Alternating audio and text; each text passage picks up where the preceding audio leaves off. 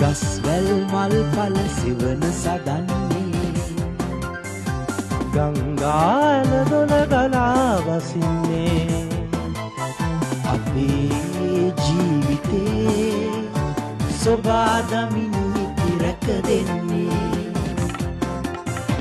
රළු වැලි කතරයි හරිත නිම්නයයි මහසාගරයයි නිල්ගුවන් ගැබයි මේ මිහි මණ්ඩලයි මිහිමවගේ ගීතයයි Nisara Echoes of the Living Planet. අයිබෝන් අපි මේ සූදානම් වෙන්නේ මිහිසර කතාබහ වැඩසටහන ආරම්භ කරන්නට. ඉතින් අපි මිහිසර කතාබහ වැඩසටහන ඔස්සේ අද දවසේ සාකච්ඡාවට බඳුන් කරන්නට උත්සාහ කරන්නේ මේ දවස්වල දැඩි කතාබහට ලක් වෙලා තිබෙන සිංහරාජය හරහා ඉදිවෙන මහා මාර්ගය පිළිබඳව. ඉතින් මේ පිළිබඳව විවිධ පාර්ශවවල විවිධ අදහස් තිබෙනවා. ඒ වගේම අපි දන්නවා පහුගිය දවස්වල පරිසරවේදීන්ට මහා අපරාධකාරීන් වශයෙන් සලකන මට්ටමකට ලක් වෙලා තිබෙනවා. ඒ වගේම පරිසරවේදීන් ඉලක්ක කරගෙන විවිධ දේවල් සිද්ධ වෙනවා. එතකොට සංවර්ධනය සහ ඒ ගම්වල ජීවත් වෙන මිනිසුන්ට මහා මාර්ගයක අවශ්‍යතාවයකුත් තිබෙනවා ඔවුන්ගේ ගමනාගමනය සඳහා. ඉතින් මේ සියලු දේවල් සංවර්ධනය පරිසරය මේ සියලු දේවල් සමතුලිතව පවත්වා ගනිමින් කොහොමද ඉදිරියට යන්නේ කියන කාරණාව පිළිබඳව සාකච්ඡා කරන්නට අද දවසේ අපි මිහිසර කතාබහ තුලින් සූදානම් වෙන්නේ. ඉතින් අපි අද දවසේ කතාබහට ආරාධනා කරුවේ මේ දවස්වල සිංහරාජය සම්බන්ධව කතාබහ කරනකොට වඩාත්ම විවාදයට පත් වෙලා ලක් වෙලා සිටින චරිතයක්. ඒ තමයි සජීව චාමිකර. අයිබෝන් කියලා පිළිගන්නවා සජීව. අයිබෝන්. ඔව්. ඇයි මේ පරිසරය ආරක්ෂා කිරීම කියන කාරණාව තෝරගන්නේ? ඇයි ඔබට මොකක්ද ඒකට විශේෂ හේතුවක් තියෙනවද? මම පාසල් අධ්‍යාපනය ලබනකොට ලබන කාලේ වැඩිපුරම මේ පරිසරය පිළිබඳව පොත් කියවන්න යොමු වෙලා හිටියේ. ඊට අමතරව ඉපන් ගම වෙච්ච උර්ලස්ගමුව ඒ කියන්නේ අටුවාවල ප්‍රදේශයේ මේ කළතමුතු කුරුඳු වත්තා. ඒ කුරුඳු වත්තේ සතු සෑහෙන ප්‍රමාණයක් හිටියා. ඉතින් මේ සතු බලන එක තමයි මගේ පාසලේ කුඩා කාලේදී මගේ මේ කියන්නේ පුරුද්දක් විතර තිබ්බේ. සමනල්ලු ඒ වගේම බත්කූරු අනෙක් සත්තු කටුස්සු වුණු හිකනල්ලු මේ වගේ සත්තු දැකලා ඒ සතුන්ව විද්‍යාත්මකව හඳුන ගන්න ලොකු උවමනාවක් තිබුණා. ඊට අමතරව අපේ ගෙදෙට්ට කියන්නේ ගෙවල් වලට පිවිසෙන මාර්ගයේ කෙළවරේ තිබුණා මේ අතහැරලා දැමුණු ගල්වල. ඒ ගල්වලේ සෑහෙන පක්ෂි විශේෂ සහ ඉප්පෝ හිම ජීවත් වුණා. ඉතින් ඒ කාලේ පොඩි කාලේ ලොකු උනන්දුවක් තිබුණා ඒ සතුන්ව විද්‍යාත්මකව හඳුන ගන්න. ඉතින් ඒ හින්දා මේ සාමාන්‍ය පහරලා උසස් පෙළ හදාරන්න මම ඉගෙන ගන්න මේ ඉගෙන ගත්තේ විද්‍යා විෂයන් ඉගෙන ගන්න. ඒ විද්‍යා විෂයන් ඉගෙන ගන්න අතර වාරේදී පාසලේ පරිසර සංවිධානයක් ආරම්භ කරලා පරිසර වැඩසටහන් ගොඩක් ක්‍රියාත්මක කළා. විතරක් නෙමෙයි මගේ ජීවිතයේ පරිවර්තනීය වෙනසක් ඇති කරපු අවස්ථාව තමයි උඩරට මැණිකේ පරිසර චාරිකාව කියලා මේ වැඩසටහන පිළිපදිකාරී විශේෂයෙන් පරිසර අමාත්‍යාංශයේ මැදිහත් වීම මත ක්‍රියාත්මක කළා. ඒක මම හිතන්නේ මේ වැඩසටහනේ නියමුවා වුණේ සුනිල් සරත් පෙරේරා මහත්මයා. ඒකට ඊට පරිසර අමාත්‍යාංශයේ සහකාර ලේකම් හෝ අතිරේක ලේකම් කෙනෙක් වශයෙන් මට මතක හැටියට එතුමා කටයුතු කළේ. ඉතින් එතුමා තමයි මේ උඩරට මැණිකේ පරිසර චාරිකාව කියන එක එදෙහිදී අපේ පාසල නියෝජනය කරමින් මම සහභාගී වුණා. ඉතින් මේ විදිහට තමයි මේ කියන්නේ ලොකු ඇල්මක් තිබුණා මේ පරිසරය විශේෂයෙන්ම මේ සතා සිව්පව ගැන පරිශන කරන්න. ඉතින් ඒකත් එක්ක තමයි ඔව් දැන් මම මේ අද දවසේ අපි මේ කතා බහ කරන්න බලාපොරොත්තු වෙන කාරණා තමයි මේ සිංහරාජය පිළිබඳ කාරණාව. ඉතින් බොහෝ දෙනෙක් අපිත් එක්ක මේ වෙලාවේ සජීවීව එකතු වෙමින් සිටිනවා මේ සාකච්ඡාව නරඹන්නට. ඒ නිසා අපි තව කීප දෙනෙකුට එකතු වෙන්නට අවස්ථාව සලසා දෙමින් තව පොඩ්ඩක් සජීවගෙන් ඔහු පිළිබඳව පොඩ්ඩක් විමසන්නට සූදානම් වෙන්නේ. සජීව දැන් කියන්නේ සමහර වෙලාවට ඔබ පරිසරය ගැන කතා බහ කරනකොට ඔබ පරිසරයට ආද කරන විශිෂ්ට මිනිසෙක් විදිහට එක පාර්ශවයක් හඳුන්වනකොට සමහර වෙලාවට ඔබ NGO කාර්යයක් විදිහට හඳුන්වමින් ඔබ පල්ලෙහාට දාන්නට උත්සාහ කරන ඔබ NGO කාර්යයක්ද ඔබ සල්ලි හම්බ කරන්නේ ජීවත් වෙන්නේ මේ පරිසරය විකුණන්නද? මෙහෙමයි. පළවෙනිම දේ තමයි මම විශේෂයෙන්ම මේ ශාස්ත්‍රයට ඇවිල්ලා ඊට අමතරව අධ්‍යාපනය ලැබලා ක්‍රියාකාරීව කටයුතු කරනකොට පළවෙනියෙන්ම රාජ්‍ය නොවන සංවිධානයක තමයි පළවෙනිම වැඩ කළේ. ඒ කියන්නේ සීමා සහිත පාරිසරික පදනම කියන ආයතනේ. ඉතින් ඒ ආයතනේ වැඩ කරගෙන ගිහිල්ලා ඊට පස්සේ සෑහෙන කාලයක් ඒ ආයතනයේ වැඩ කටයුතු කරා. විශේෂයෙන්ම පරිසර ප්‍රශ්න වලට මැදිහත් වෙමින් ඒකට නීතිමය ක්‍රියාමාර්ග ගැනීම ක්‍රියාවලිය දක්වා යොමු කරමින් මගේ කාර්යභාරය ප්‍රධාන වශයෙන් වුණේ. ඊට පස්සේ කෙටි කාලයක් රාජ්‍ය ආයතනයක් වෙච්ච ශ්‍රී ලංකා වනජීවි භාරය කියන ආයතනයේ සේවය කළා. ඉතින් ඒ සේවය කරනකොට තිබ්බ එක්ක මට විශේෂ තත්ත්වය තමයි මේ රාජ්‍ය නොවන ක්ෂේත්‍රයේ කටයුතු කිරීම ඉතාම පහසුයි. අපිට කිසිම බැඳීමකින් තොරව ස්වාධීනව කටයුතු කරන්න පුළුවන්. අනිත් පැත්තෙන් අනිත් එක තමයි රටට බරක් නැතුව ජීවත් වෙන්න ඕන කියන අවශ්‍යතාවය තිබුණා. මොකද රාජ්‍යයේ මුදල් වලින් වැටුප් ලැබමින් එහෙම නැත්නම් ඵල ප්‍රයෝජන ලැබමින් මේ අපි දන්නවා මේ ඉතාම දුක්ඛිත පුද්ගලයාගේ සිට හැමෝම ජීවන බදුතල් වලින් තමයි මේ රජයේ සේවකයෙක් විදිහට අපිට වැඩ කළා නම් යැපෙන්න වෙන්නේ. ඉතින් මට හිතුණා එහෙම කරනවට වැඩිය රාජ්‍ය නොවන සංවිධානයකට සම්බන්ධ වෙලා මේ රටට බරක් නැතුව රටට සේවයක් කරන්න අවශ්‍යයි කියන අදහසත් එක්ක තමයි රාජ්‍ය නොවන ශාස්ත්‍රයේ වැඩිපුරම යෙදෙන්න හේතු වුනේ. මම දන්නේ මම NGO කාර්යයේද කියලා ඉවරලා මම දන්නේ නැහැ. දැන් එහෙම හඳුන්වනවා නම් කවුරු හරි. ඉතින් ඒකට මම දොසක් කියන්නේ නැහැ. මොකද හේතුව මම මේ රටේ ජනතාවගේ බදු මුදල් අවභාවිතා කරලා නැහැ. වෙලාවට NGO කාර්යයක් විදිහට මාව හඳුන්වනවා නම් මම ඒක ගැන දුක් වෙන්නේ හෝ කනගාටු වෙන්නේ නැහැ. තරමක් සතුටක් තියෙන්නේ. මොකද හේතුව තමයි මේ රටට සේවය කරන්නේ. මේ රටේ පරිසරයට සේවය කරන්නේ. රටට බරක් නොවි. රටේ ජනතාවට බරක් නොවි. ඒ හින්දා මේ විදිහට හැඳින්වීම පිළිබඳව මට ලොකු ගැටලුවක් නැහැ. අනික් කාරණාව තමයි ඔබ පහුගිය දවස්වල සිංහරාජය සම්බන්ධව කරපු ප්‍රකාශයත් එක්ක ඔබට විරුද්ධව සමාජ මාධ්‍ය ඔස්සේ විවිධ දේවල් ප්‍රකාශ වුණා. එක් කාරණාවක් තමයි මේව පැහැදිලි කරගatiya යුතු නිසා මම ඔබෙන් අහන්නේ සාකච්ඡාවට එන්න කලින් ඔබ 103 ජවිපාවෙක්ද මෙවර ඔබ ජවිපේ ඡන්දෙ ඉල්ලුවද? ඔබ ජවිපේ සමාජිකයෙක්ද? එහෙම නැත්නම් ඔබ ජාතික ලැයිස්තු හිටියද? ඔබ මොකක්ද ඔබගේ දේශ එහෙම මොකක් හරි ප්‍රශ්නයක් තියෙනවද ඔබේ? 2015 වසරේ පැවතිච්ච මේ පාර්ලිමේන්තු මැතිවරණයේදී ජනතා විමුක්ති පෙරමුණේ ජාතික ලැයිස්තුවේ හිටියා.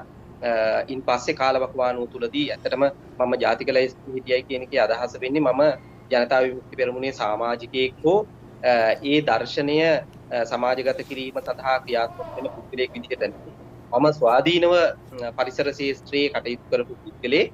ඉතින් එතෙන්දී විශේෂයෙන්ම 2015 අවුරුද්දේදී ජනතා විමුක්ති පෙරමුණෙන් කරපු ඉල්ලීමකට අනුව විශේෂයෙන්ම පරිසර ශාස්ත්‍රයේ පුද්ගලයෙක් එතන නියෝජනය කරන්න අවශ්‍යතාවය තිබුණා උන්ට ජනතා විමුක්ති පෙරමුණේ ජාතික ලැයිස්තුවේ. ඉතින් එතෙන්දී මේ නම දැමීමේදී කිසිම ගැටලුවක් මම ඉදිරිපත් කළේ නැහැ. විශේෂයෙන්ම මම සඳහන් කරපු දේ තමයි මට ජනතා විමුක්ති පෙරමුණේ සමාජිකත්වය ලබා ගැනීම හෝ ඒ දර්ශනය මත පිළිලා කටයුතු කරන්න බෑ. මම ස්වාධීන පුද්ගලයෙක්. ඒ ස්වාධීනතාවය තියාගෙන කටයුතු කිරීම ගැටලුවක් නොවේ නම් මේ ජාතික ලැයිස්තුවට ඉදිරිපත් කිරීමේ ගැටලුවක් නැහැ කියලා කිව්වා. ඒ වගේම මන්ත්‍රීවරයෙක් විදිහට කලකුළු කරලා තිබුණා. ඊට පස්සේ කාලවකවානුව තුලදී ඊට පෙර හෝ ජනතා විමුක්ති පෙරමුණේ ක්‍රියාකාරී විදිහට හෝ ඒ දර්ශනීය සමාජගත පුද්ගලයෙක් ලෙස හෝ ක්‍රියාත්මක වෙලා නැහැ. හැබැයි සමහර වෙලාවට මේ ඉදිරිපත් කරන කරුණු ජනතා විමුක්ති පෙරමුණේ ක්‍රියාකාරීත්වයේ තුලදී ඉදිරිපත් වෙන කරුණු සමහර වෙලාවට සමාන වෙන්න පුළුවන්. ඉතින් ඒකට මට කරන්න දෙයක් නැහැ. මොකද හේතුව තමයි සමහර වෙලාවට අපි ඉදිරිපත් කරන කරුණු ඉදිරිපත් කරන දේවල් එක හා සමාන හින්දා බොහෝ වෙලාවට ජනතාව ඒකට අපි බැහැ කරන්න උත්සාහ කරනවා වෙන්න පුළුවන්. හැබැයි මම ජනතා විමුක්ති පෙරමුණේ ක්‍රියාකාරකයෙක් හෝ එහෙම නැත්නම් මේ සමාජිකයෙක් ලෙස හෝ ක්‍රියාත්මක මේ වෙනතුරු ක්‍රියාත්මක වෙලා නැහැ. ඒ කියන්නේ මගේ ඉතිහාසය තුලවත් මම මෙහෙම ක්‍රියාත්මක වෙලා නැහැ. මට තියෙන හරිත දේශපාලන දැක්මක් මත තියෙන්නේ. ඒක සමහර වෙලාවට සමහර දේශපාලන පක්ෂවල දැක්මත් එක්ක සමාන වෙන්න පුළුවන්. ඒ සමාන වුණාට ඒක මගේ දැක්ම නෙමෙයි. එතකොට මේ ඊගාව කාරණා තමයි මේ 2020 ඔබ මාලිමාව ජාතික ලැයිස්තුවේ හිටියේ නැහැ.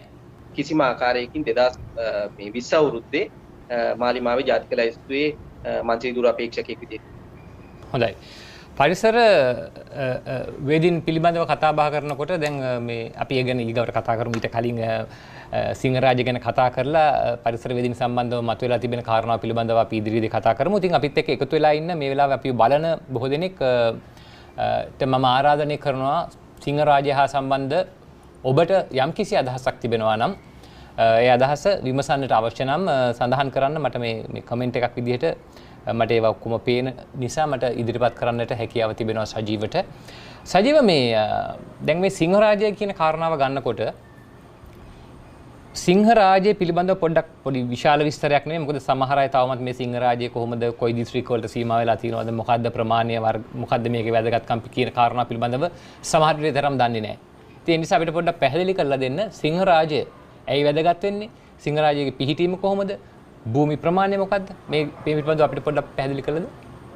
ඔව් සිංහරාජ අඩවිය කියලා කියන්නේ ඊටාම සුවිශේෂී වනාන්තර පද්ධතියක්. මොකද අපේ රටේ තියෙනවා අපිටම අපේ අනන්‍ය විශේෂිත ජෛව කලාප හතරක් ලකින්න ලැබෙනවා.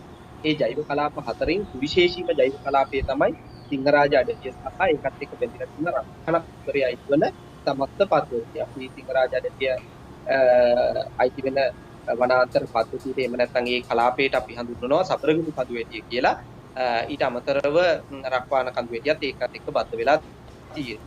ඉතින් මේ පද්ධතිය ගත්තාම සුවිශේෂී වෙන්නේ මේ පද්ධතිය තුළ විශේෂම සිංහරාජ මේ වනාන්තර පද්ධතිය තුළ අවුරුදු මිලියන 7කට එහා පැත්තේ කාල වකවානුව තුළදී දැන්ට පරිශ්‍රණ වගේ තහවුරු වෙලා තියෙන ආකාරයක හුදෙකලාව ජීවීන් පරිණාමය වෙලා තියෙනවා. ඒකද ඒ හින්දා අවුරුදු මිලියන 7කට වැඩි කාලයක් හුදෙකලාව පරිණාමය වෙච්ච ජෛව කලාපයක් කියලා කියන්නේ ඒ කලාපයේ තුළම ඒ කලාපයේටම ආවේනික ජීවි විශේෂ අති බහුතරයක් වාර්තා වෙනවා. මේ වන විට හඳුනගෙන තියෙනවා ලංකාවේ ඒ කලාපයට විතරක් ආවේනික විශේෂ 35කට ආසන්න ප්‍රමාණයක් මේ වෙන විට හඳුනගෙන තියෙනවා. ජීවි විශේෂ 35ක් විතර හඳුනගෙන තියෙනවා සිංහරාජ වනාන්තර කලාපයට විතරක් සීමා වෙච්ච. ඒ කියන්නේ මුළු ලෝකෙම මේ කලාපේ විතරක් දකින්න ලැබෙනවා. ඉතින් ඒකෙන් පේනවා මේ සිංහරාජය කියලා කියන්නේ කොතරම් සුවිශේෂී පද්ධතියක්. අනිත් පැත්තෙන් දන්නවා ගින් ගඟ ඒ වගේම කළු ගඟ මේ ගංගාවල ප්‍රධාන අතු ගංගාවල් ආරම්භ වන ප්‍රධානම ජල පෝෂක ප්‍රදේශයේ විදිහට තියෙනවා. ඒ විතරක් නෙමෙයි විශාල ශාක විවිධත්වයක් දරාගෙන ඒ වගේම සත්ව විවිධත්වයක් දරාගෙන මේ කලාපය පවතිනවා. අනිත් තමයි මේ කලාපයේ මේ තියෙන වටිනාකම් හින්දාම මේ කලාපයේ තියෙන වනාන්තර පරිසර පද්ධතිවල ස්වභාවික මේ වාසස්ථානවල මේවැය තියෙන සුවිශේෂීතාවය ඒ විතරක් නෙමෙයි ඒවැය දකින්න ලැබෙන වනජ ප්‍රභේදවල තිබෙන සුවිශේෂීතා මේ සියලුම දේවල් හින්දා මේ කලාපයේ අඳුරගෙන ලෝකුරුමක් විදිහට නම් කරලා තියෙනවා. ඒ කියන්නේ ජාත්‍යන්තර මේ UNESCO මගින් ඒ කියන්නේ සංස්කෘතික සහ මේ ස්වභාවික උරුමයන් පිළිබඳව තියෙන අපේ සම්මුතිය තියෙනවා. ඒ සම්මුතියට අනුව UNESCO ලෝකුරුමයක් විදිහට සිංහරාජය ප්‍රකාශයට පත් කරලා තියෙනවා. ඒක ලංකාවේ පළවෙනි ලෝකුරුමේ ස්වභාවික ලෝකුරුමේ ප්‍රකාශයට පත් කරනවා. දැන්ට ලංකාවේ ලෝකුරුම දෙකයි ප්‍රකාශයට පත් කරලා තියෙන ස්වභාවික ලෝකුරුම. එකක් සිංහරාජය අනිත් එක අපේ මධ්‍ය කඳුකර පද්ධතිය. ඒ කියන්නේ නකල්ස් කඳුකරය ශ්‍රීපාද අඩවිය සහ හෝටන් කියන මේ වනාන්තර ස්වභාවික පරිසර පද්ධති ටික ආවරණය වන මධ්‍ය කඳුකරය තමයි උතුරු ස්වභාවික රක්ෂිත විදියට ස්වභාවික කුරුමේදීන් ප්‍රකාශයට කරලා තියෙන්නේ. එතකොට සිංහරාජය ලංකාවේ සුවිශේෂීම පනතක් යටතේ තමයි ආරක්ෂිත වනාන්තරයක් විදියට ප්‍රකාශයට පත් කරන්නේ. අපි දන්නවා පළවෙනියෙන්ම බේස් ලෑන්ඩ් උඩින් තියෙන මේ නැත්තම් විශේෂයෙන්ම යටත් විජිත යුගයේදී 1800 ගණන් වල සිංහරාජයේ මේ ඉහළ කඳුකර වනාන්තර ප්‍රදේශයේ පළවෙනියෙන්ම අවස්ථා දෙකකදී රක්ෂිතයක් විදියට ප්‍රකාශයට පත් කරලා තියෙනවා. ඊට පසුව මේක ප්‍රධාන වශයෙන්ම ආරක්ෂාව ලැබෙන්නේ 1988 අංක 3 දරන ජාතික උරුම වන භූමි පනතයක්. මේ ජාතික උරුම වන භූමි පනතයන්දී දැන්ට ලංකාවේ ප්‍රකාශයට පත් තියෙන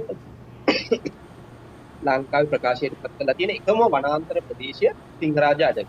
ඉතින් මේ පනත යටතේ ප්‍රකාශයට පත් කරලා තියෙනවා. ඊට පසු කාලීනව විශේෂයෙන්ම මේ වනාන්තරයේ මේ ප්‍රකාශයට පත් කරලා තියෙන ප්‍රදේශයෙන් පරිබාහිරව තවත් සුවිශේෂී වනාන්තර ප්‍රමාණයක් තියෙනවා. සහ ඒ වටා පිහිටලා තියෙන තව පරිවාර රක්ෂිත ගණනාවක් තියෙනවා සිංහරාජයට ඈදීම සඳහා. විශේෂයෙන්ම අපි දන්නවා 2004 අවුරුද්දේදී ජනාධිපති එවකට ජනාධිපති කාර්යසාධක බලකායක් පත් කළා මේ විශේෂයෙන්ම මේ කලාපවල සංරක්ෂණයට ගත යුතු ක්‍රියාමාර්ග පිළිබඳව අධ්‍යයනය කරනකොට ප්‍රධාන වශයෙන් අවබෝධ කරගෙන තිබා මේ සිංහ රාජ්‍ය කියන ජාතික උරුම වනරක්ෂිතයට මායිමේ සිට මීටර 500ක් ඇතුළත තියෙන සියලුම ඉඩම් ප්‍රතිසංස්කරණ දුෂ්කර සභාවට අයිති ඉඩම් මේ සිංහ රාජ්‍ය ජාතික උරුම වනරක්ෂිතයට පවරන්නේ. ඒ විතරක් නෙමෙයි අපි දන්නවා ඒ ක්‍රියාවලිය පොදුවේ කාලේ පුරාම පියවරෙන් පියවර ක්‍රියාත්මක වුණා, මන්දගාමී වුණත් ක්‍රියාත්මක වුණා. ඊට අමතරව ගිය අවුරුද්දේදී මෛත්‍රීපාල සිරිසේන හිටපු ජනාධිපතිතුමන් විශ්‍රාම යාමට ප්‍රථමයෙන් විශේෂ කැබිනට් විශේෂ ගැසට් නිවේදනයේට අතිවිශේෂ ගැසට් නිවේදනයකට අත්සන් තබලා ගියා. ඒ තමයි සිංහ රාජ්‍ය වටා පිටලා තියෙන පරිවාර රක්ෂිත ටික සියල්ලම සිංහ රාජ්‍යයට එකතු කරන්නේ ඒවැය තියෙන වැදගත්කමත් එක්ක. ඉතින් මේ ආකාරයෙන් ගත්තාම පියවරෙන් සිංහ රාජ්‍ය පැත්තකින් මේ යටත් විජිත යුගයේදීත් අපේ සුවිශේෂී වනාන්තරයක් විදිහට හඳුනගෙන තියෙනවා. ඊට අමතරව ලෝක උරුමයක් විදිහට මුළු ලෝකෙම හඳුනගෙන තියෙනවා මේකේ වටිනාකම. ඊට අමතරව ජාතික උරුමයක් විදිහට මේක වටිනාකම හඳුනගෙන තියෙනවා. ඒකින්ද ජාතික උරුමයක් විදිහට ප්‍රකාශයටපත් කරලා තියෙනවා. ඊට අමතරව ඒකට තවත් වනාන්තර පියවරින් පියවර එකතු කිරීම කරන්නේ මේ සිද්ධ කිරීමේ ක්‍රියාවලිය. මේ වනාන්තර පද්ධතිය කොතරම් විශාල වනාන්තර පද්ධතියක්ද කියලා. හොඳයි. එතකොට මේ සිංහ රාජ්‍යයේ මායිම් වෙලා තියෙන දිස්ත්‍රික්ක මොනවද? ලංකාවේ දිස්ත්‍රික්ක මම හිතන්නේ කීපයකටම සිංහ රාජ්‍යයේ මායිම් වෙලා තිබෙනවා. සිංහ රාජ්‍ය දැනට ජාතික උරුම වනරක්ෂිතය මායිම් වෙලා තියෙන දිස්ත්‍රික්ක 3කට. ගාල්ල, මාතර සහ රත්නපුර දිස්ත්‍රික්ක. ඊට අමතරව කලාපය මේ කියන්නේ මායිම් රක්ෂිතත් එක්ක ගත්තාම ඒවා පිටලා තියෙන සිංහ රාජ්‍ය මායිමේ කළුතර දිස්ත්‍රික්කයට මායිම් වෙනවා. ඒ ආකාරයෙන් ගත්තාම ප්‍රධාන වශයෙන් මේ සමස්ත සිංහ රාජ්‍ය අඩවිය ගත්තාම දිස්ත්‍රික්ක 4කට මායිම් වෙනවා. 4ක ව්‍යාප්ත වෙලා තියෙනවා. නමුත් දැනට ප්‍රකාශයට පත් කරලා තියෙන ජාතික උරුම වනරක්ෂිතය අයිති වෙන දිස්ත්‍රික්ක 3කටයි රත්නපුර, කළුතර, ගාල්ල සහ මාතර කියන දිස්ත්‍රික්ක 3ටයි. හොඳයි. ඉතින් මෙන්න මේ සිංහ රාජ්‍ය සම්බන්ධව තමයි කතා බහ ඇති වෙලා තියෙන මේ දවස්වල. ඒකට හේතුව තමයි සිංහ රාජ්‍යයේ යම් කොටසක් හසු වන පරිදි අලුතෙන් තියෙන මහා මාර්ගයක් පුළුල් කිරීමේ කටයුත්ත සිද්ධ වෙනවා. ඉතින් මේකට පරිසරවේදීන් තමුන්ගේ දැඩි විරෝධතාවය දක්වනවා. එතකොට අනිත් පැත්තෙන් මානුෂවාදී පැත්තෙන් ගත්තොත් එහෙම මේ ගම්මානවල ජීවත් වෙන ජනතාවට එහා මෙහා යාමේ අවශ්‍යතාවයත් සලසා ගන්නට ඕනේ. උන්ට බස් රථයක් ඕනේ. මේ වගේ දේවල් ගොඩක් දේවලුත් කියනවා. ඉතින් ඇයි පරිසරවේදීන් විරුද්ධ වෙන්නේ මේ මහා මාර්ගයේදී කරනවට? ඔව් මම හිතන්නේ නාරද ඔබ ඒක ඍජුව එල්ල කරපු ප්‍රශ්නේ ඊටාම වැදගත් විදිහට මම දකිනවා. මොකද හේතුව තමයි පරිසරවේදීන් විදිහට කිසිම වෙලාවක මේ මාර්ගයක් ඉදි කරලා ජනතාවට සහන ලබා දීමේ ක්‍රියාවලියකට විරෝධතාවයක් දක්වන්නේ නැහැ. මොකද අපි දන්නවා ඕනෑම කෙනෙකුට යම්කිසි ප්‍රදේශයක ජීවත් වීමේ අයිතිය, ඒ වගේම ජන ජීවිතය ගොඩනගා ගැනීමේ අයිතිය, ඒ වගේම සංවර්ධනය වීමට තියෙන අයිතිය, මේ වගේ දේවල් මූලික අයිතිවාසිකම් විදිහට අපි දන්නවා තියෙනවා.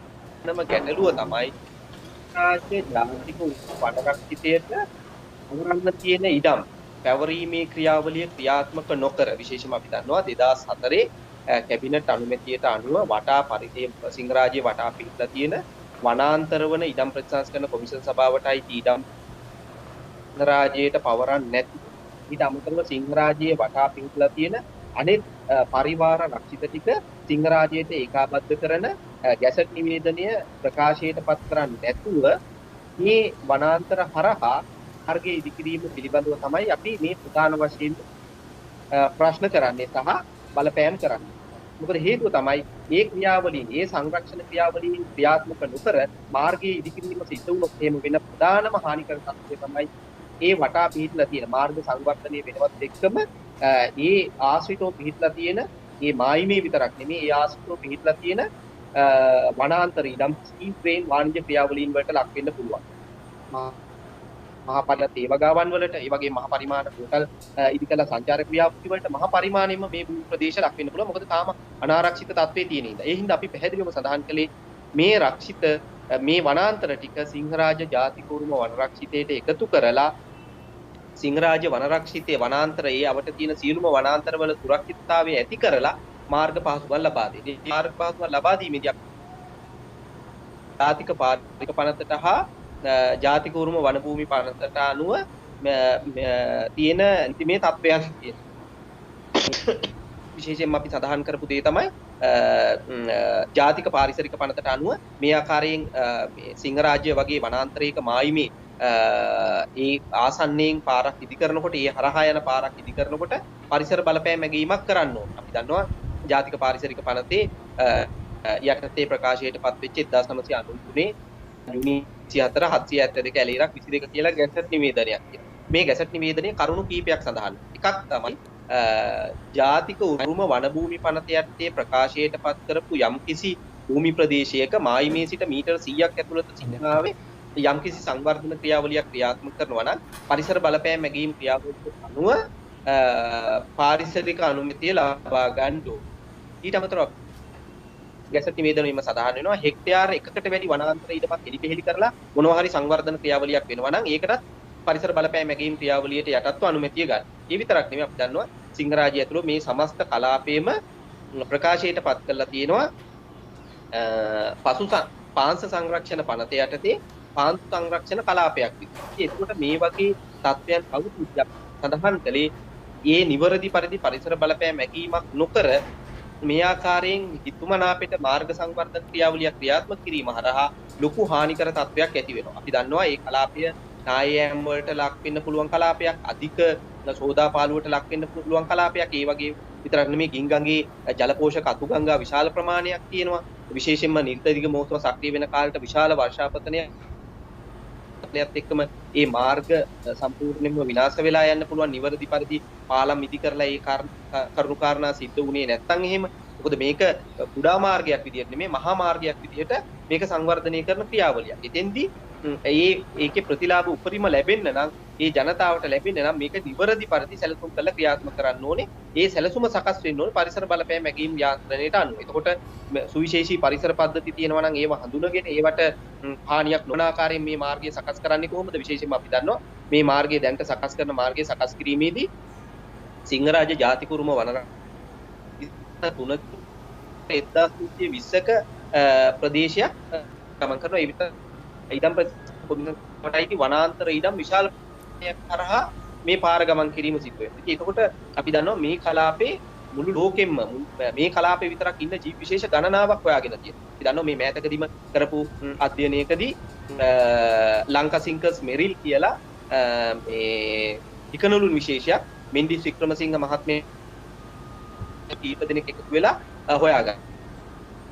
වෙන්නේ මේ දැන්ට මේ ලංකාගම සහ යාසිතෝ පිළිල තියෙන වනාන්තර පද්ධති වලින් පමණයි. ඊට අමතරව අපි දන්නවා රයිනොෆිස් ට්‍රයිකොලරාටා කියලා විශේෂයක් ඉන්නවා. ඒ විශේෂය දැරණියගල PP දැරණියගල තමයි මේ නම් කළේ මීට අවුරුදු 75කට විතර ප්‍රථමයෙන්. ඒ කියන අපි ඒකට කියනවා මේ දෙපත් උඩුලං විශේෂයක් විදිහට පාංචුවාසී සර්ප විශේෂයක්. ඒගොල්ලෝ වාර්තා වෙන්නේ මුළු ලෝකෙම්ම ඔය ප්‍රදේශයේ පමණයි. ඉතින් මේ විතරක් නෙමෙයි තව සිංහරාජයට ආවේනික ජෛව ප්‍රජාවක් මේකේ වාර්තා වෙනවා. ඒව වාර්තා වෙන්නේ සිංහරාජ ජාතික උරුම වනරක්ෂිතේ විතරක් නෙමෙයි. සිංහරාජයට මායිම් වෙලා තියෙන රක්ෂිතවල ඉඩම් ප්‍රතිසංස්කරණ කොමිසම සභාව යටතේ පාලනය වෙන වනාන්තර ඉඩම් වල රක්ෂිත නොවන වනාන්තර ඉඩම් වල මේ ජීව විශේෂ වාර්තා වෙනවා. ඊට අමතරව අපි දන්නවා මේ වන විට මේ වැරදි විදියට මාර්ගයේ ඉදිකිරීමේ ප්‍රතිඵලයක් විදියට අධික ලෙස රොම්මඩ එකතු වෙලා ඒ අවට තියෙන දිය පහරවල් දරුණු විදියට හායනයට ලක් වෙලා තියෙනවා. රොම්මඩ ගලාගෙන ගිහලා. ඒවැ ජීවත් වෙනවා ලංකාවට ආවේනික ඒ කියන්නේ සමහරලාට මුළු ලෝකෙම මේ සිංහරාජ අඩවියට විතරක් ආවේනික මිරිදිය කකුළුවන් විශේෂ, මිරිදිය ඉස්සන් විශේෂ, ඊට අමතරව මිරිදිය ශාක විශේෂ. ඉතින් මේ හැම එකටම ලොකු බලපෑමක් එනවා. ඉතින් මෙන්න මේ සියලුම කාරණා සැලකිල්ලටගෙන තමයි අපි විශේෂයෙන්ම සඳහන් කළේ මේ ක්‍රියාවලිය නිවැරදි පරිසර බලපෑම් මැකීම් වාර්තාව පදනම්ම ක්‍රියාත්මක කරන්න. ඒ ක්‍රියාත්මක කරන්න ඉස්සෙල්ලා පළවෙනියෙන්ම සිංහරාජයට වටා මායිම් රක්ෂිත එකතු කරපු ගැසට් නිවේදනය බලාත්මක කරන්න. ඊට පස්සේ සිංහරාජයට සියලුම LRC වනාන්තර ඉඩම් එක් කරන්න. ඒ ක්‍රියාවලිය ක්‍රියාත්මක කරලා ඊට පස්සේ මාර්ග සංවර්ධන ක්‍රියාවලිය ක්‍රියාත්මක කරන්න. මේ ක්‍රියාවලිය කඩිනමින් කරන්න පුළුවන් දේවල් ටිකක් අපි මේ සදාන් කරේ. ලොකු කාලයක් ගත වෙන ක්‍රියාවලියක් නෙමෙයි. අනිත් පැත්තෙන් මේ ක්‍රියාවලිය හරි විදිහට ක්‍රියාත්මක කරොත් විතරයි දැනට ලංකාගම සහ ඒ ආසිත ගම්මානවල සුළු පරිමාණ තේ කර්මාන්තයේ සුරක්ෂිතතාවය ඇති වෙන්නේ. මොකද හේතුව තමයි මේ වනාන්තර ටික එලිපෙහෙලි වෙලා ජල පෝෂක ටික නැති වෙලා ගියොත් එහෙම දැනට ක්‍රියාත්මක වෙන මේ තේ වගාව සම්පූර්ණයෙන්ම බිඳවැටීමට ලක් වෙනවා. ඉතින් මේ කරුණු හේතුවෙන් තමයි අපි පැහැදිලිවම සඳහන් කළේ නිවැරදි පරිසර බලපෑම් මැගීම් වාර්තාවකට යටත්ව දැනට තියෙන පාරිසරික අනපනත් උල්ලංඝනය නොකර නිවැරදි සැලසුමකට අනුව මේ කලාපය සංරක්ෂණය සහ මාර්ග පහසුකම් ලබා දීම ඇතුළුව සංවර්ධන කටයුතු එකිනෙකට සමපාතීව ක්‍රියාත්මක කරන්න සංරක්ෂණ කටයුතු හානියට ලක් වෙන ආකාරයෙන් සංවර්ධන කටයුතු සිදු නොකරන්න කියන ප්‍රධාන කරුණ තමයි අපි අවධානයට ලක් කළේ. එහෙම නැත්නම් මේ පාර ඉදි කරලා ඉවරලා ජනතාවට සහන දෙන්න එපා කියන වැරදි මතයක් අපි සමාජගත කළේ නැහැ. මට කියන්න දැන්ට හැබැයි දැන් ඔබ ඔහොම ඉල්ලීමක් කළාට මේ වෙනකොට නියෝග ලබා දීලා තිබෙනවා මාස 3ක් ඇතුළත මේ පාර හදලා ඉවර කරන්න පරිසරය ආරක්ෂා වෙන පරිදි එහෙම එකක් තමයි කියලා තියෙනවා. එතකොට ඔය කියපු පරිසර වාර්තා හෝ ඒ කිසි දෙයක් ලබා ගැනීම සිද්ධ වෙන එකක් නෑ නේද?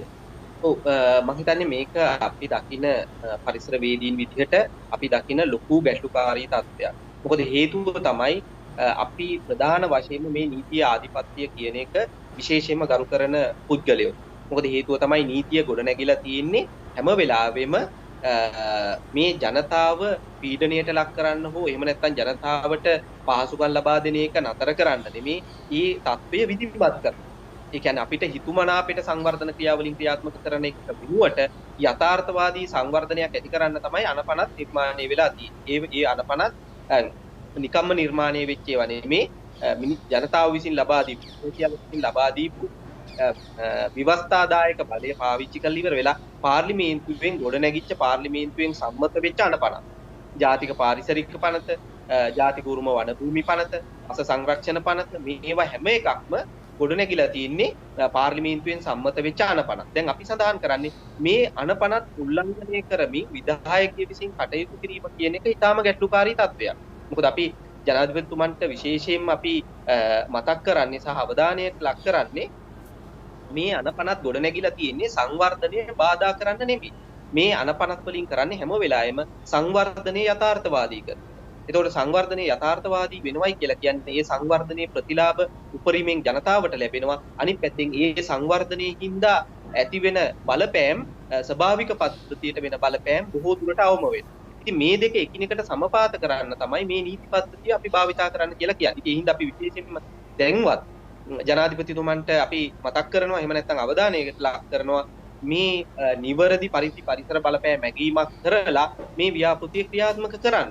ඒ ක්‍රියාත්මක කරන්න ප්‍රථමයෙන් පහුගිය අවුරුද්දේ දැන්ට අවුරුද්දකට ආසන්න කාලයක් ගත වෙලා තියෙනවා ගැසට් නිවේදනයේට අත්සන් තබලා මෛත්‍රීපාල සිරිසේන මහත්මයා හිටපු ජනාධිපතිතුමන් සිංහරාජයේ වටා වනාන්තර එකතු කරපු ඒ ගැසට් නිවේදනය බලාත්මක කරන්න. ඒක දැනට බලාත්මක කරන්න කියන එකේ අදහස වෙන්නේ දැනට මුද්‍රණය කළා ප්‍රකාශයට පත් කරන්න විතරයි තියෙන්නේ. ඊට අමතරව දැනට 2004 කැබිනට් අනුමැතියට අනුව විශාල වනාන්තර ප්‍රමාණයක් සිංහරාජයට පවරගෙන අවසන් කළා තියෙන්නේ. ඒ ටිකත් සිංහරාජයට ඈදලා සිංහරාජ ජාතික උරුම වනරක්ෂිතයට සම්බන්ධ කරලා ගැසට් නිවේදනයකින් ප්‍රකාශයට පත් කරන්න. මේ ප්‍රකාශයට පත් කිරීම කරලා මාර්ග පහසුකම් ලබා දීම ඇතුළු ඒ සියලුම දේවල් ජනතාව වෙනුවෙන් ලබා දෙන්න.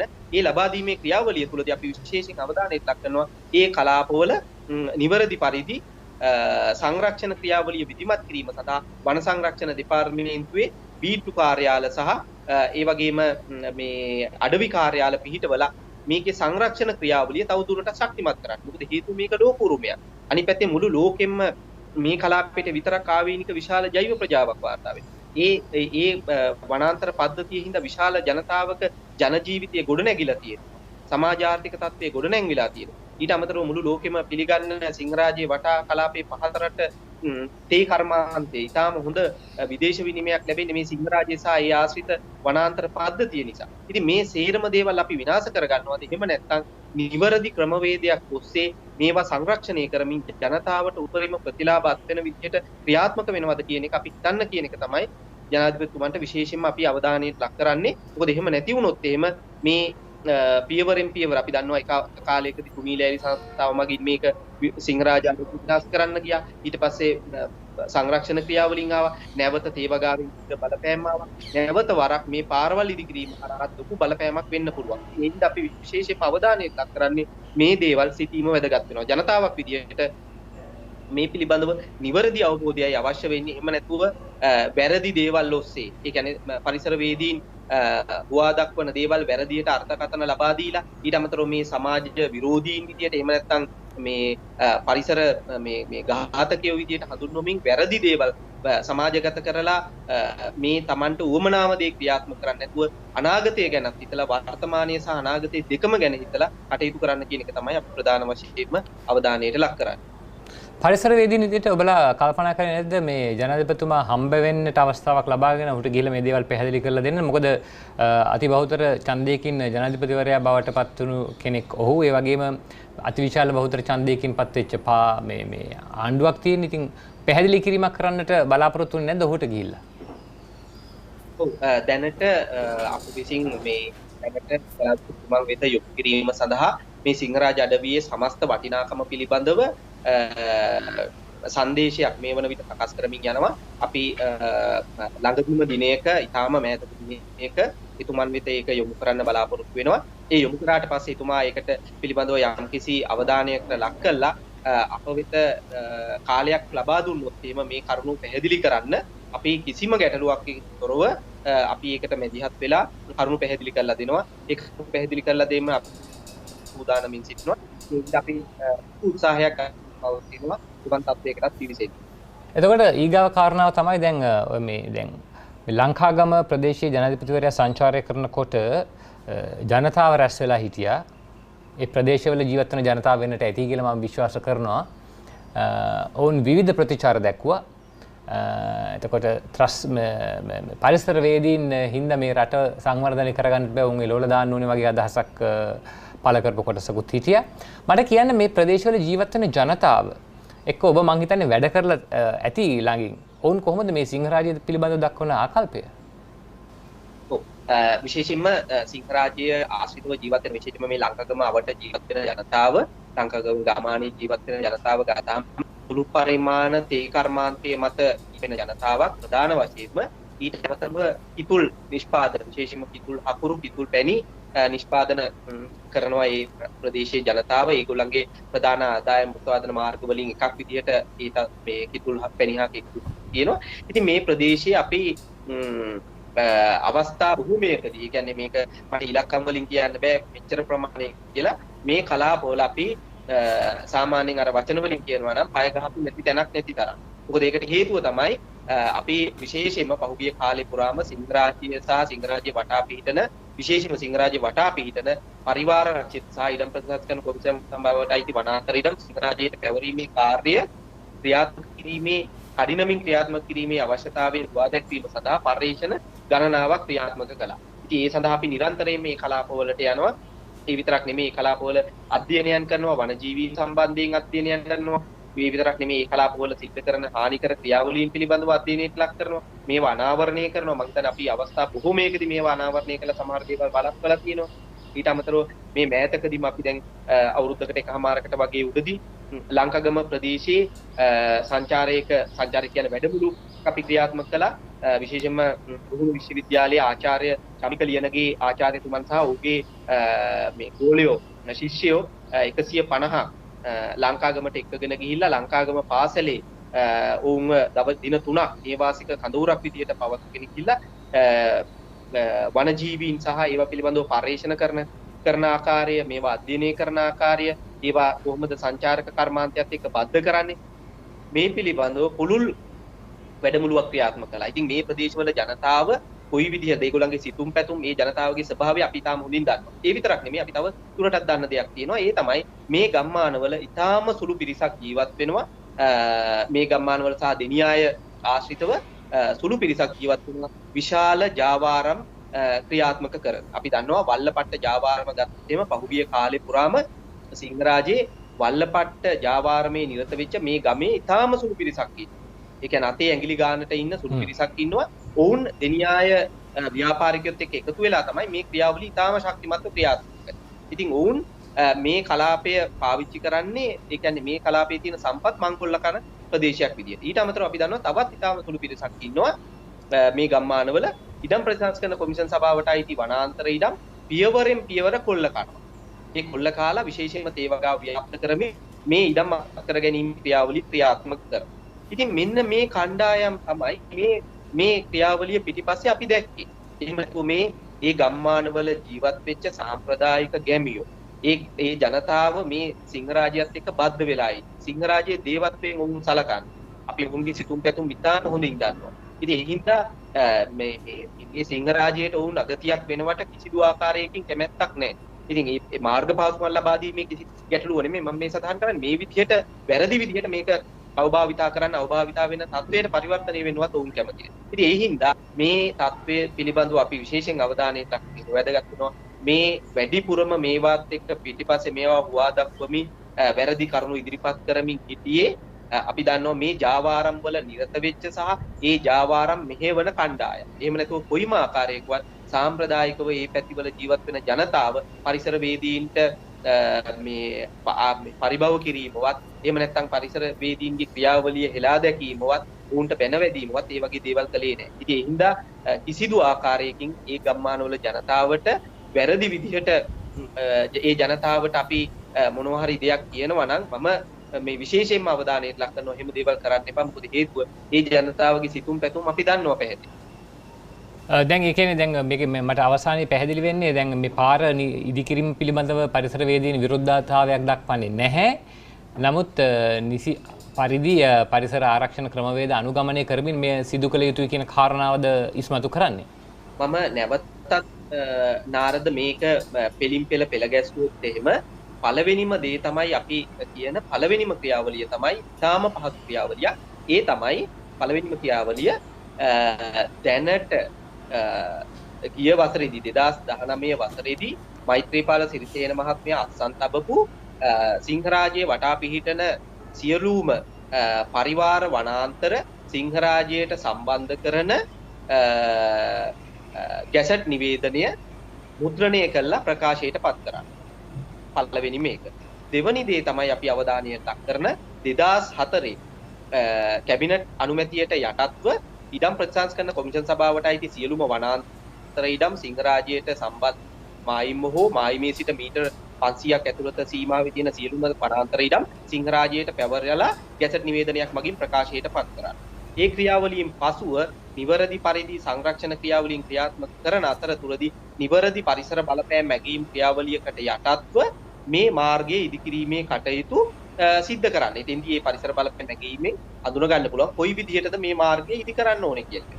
උපරිම ප්‍රතිලාභ ලැබෙන ආකාරයට අනිත් එක තමයි මේක තිරසර පැවැත්මක් තියෙන ආකාරය. වර්ෂාපතනයේ අධික ලැබෙන කාලයේදී විනාශ වෙන්නේ නැති විදිහට මේ මාර්ග කොහොමද සකස් කරන්න කියන උපාය මාර්ගය එතකොට සකස් කරන්න පුළුවන්.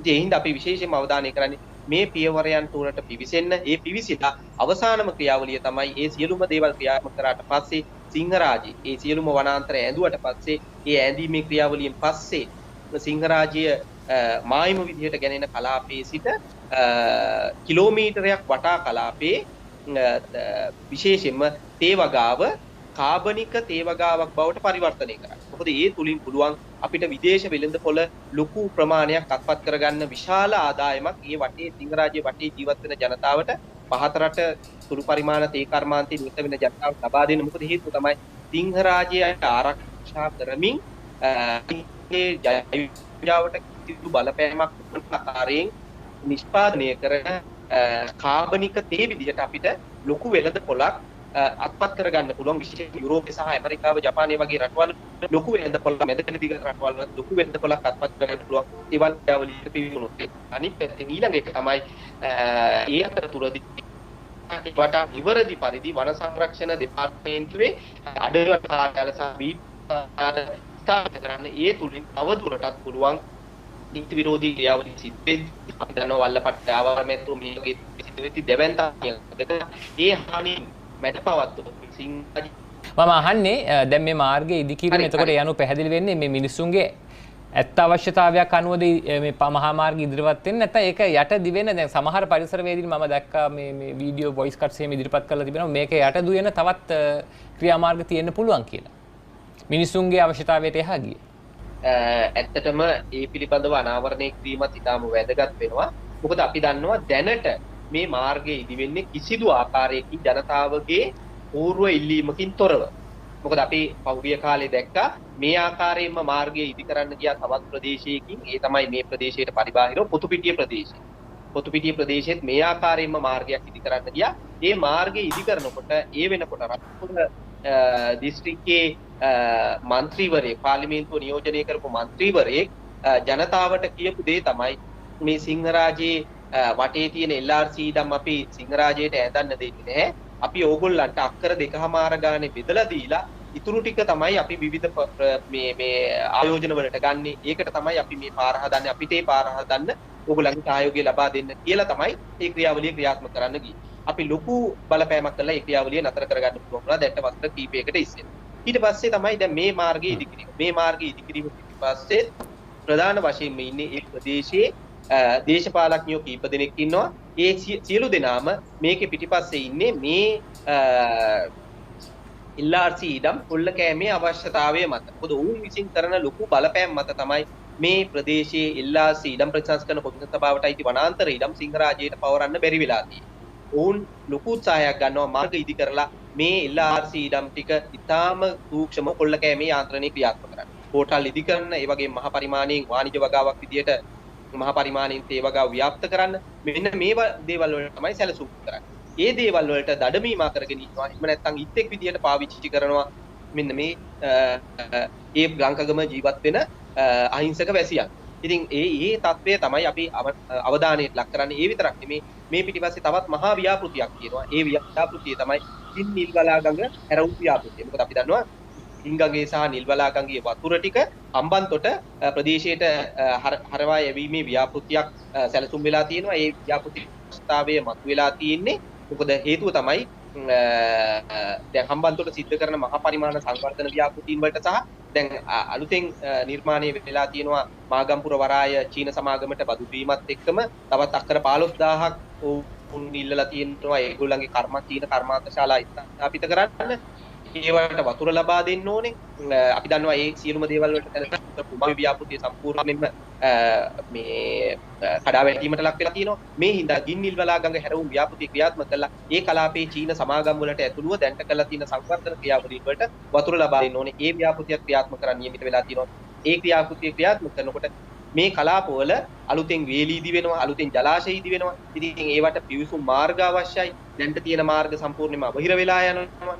මෙන්න මේ තත්වයන්ටත් මේක සම්බන්ධයක් තියෙනවා. ඉතින් ඒ හින්දා අපිට පේනවා එක පැත්තකින් ගින්නිල්වලා ගඟ හැරවුම් ව්‍යාපෘතිය මේකත් එක්ක බද්ධ වෙලා තියෙනවා. එක පැත්තකින් අනිත් පැත්තෙන් තව පැත්තකින් මහා පරිමාණයෙන් ඉඩම් ප්‍රතිසංස්කරණ කොමිෂන් සභාවට අයිති ඉඩම් කොල්ල කෑම මේ මාර්ග සංවර්ධන ව්‍යාපෘතියත් එක්ක බද්ධ වෙලා තියෙනවා. ඉතින් මේ දෙකම බද්ධ වුණාට පස්සේ මේක ඊටාම ශක්තිමත්ව දේශපාලන ක්‍රියාවලියක් විදියට ක්‍රියාත්මක වෙනවා. ඒ ක්‍රියාවලිය සඳහා ජනතාව ඉත්තෙක් විදියට පාවිච්චි වෙනවා.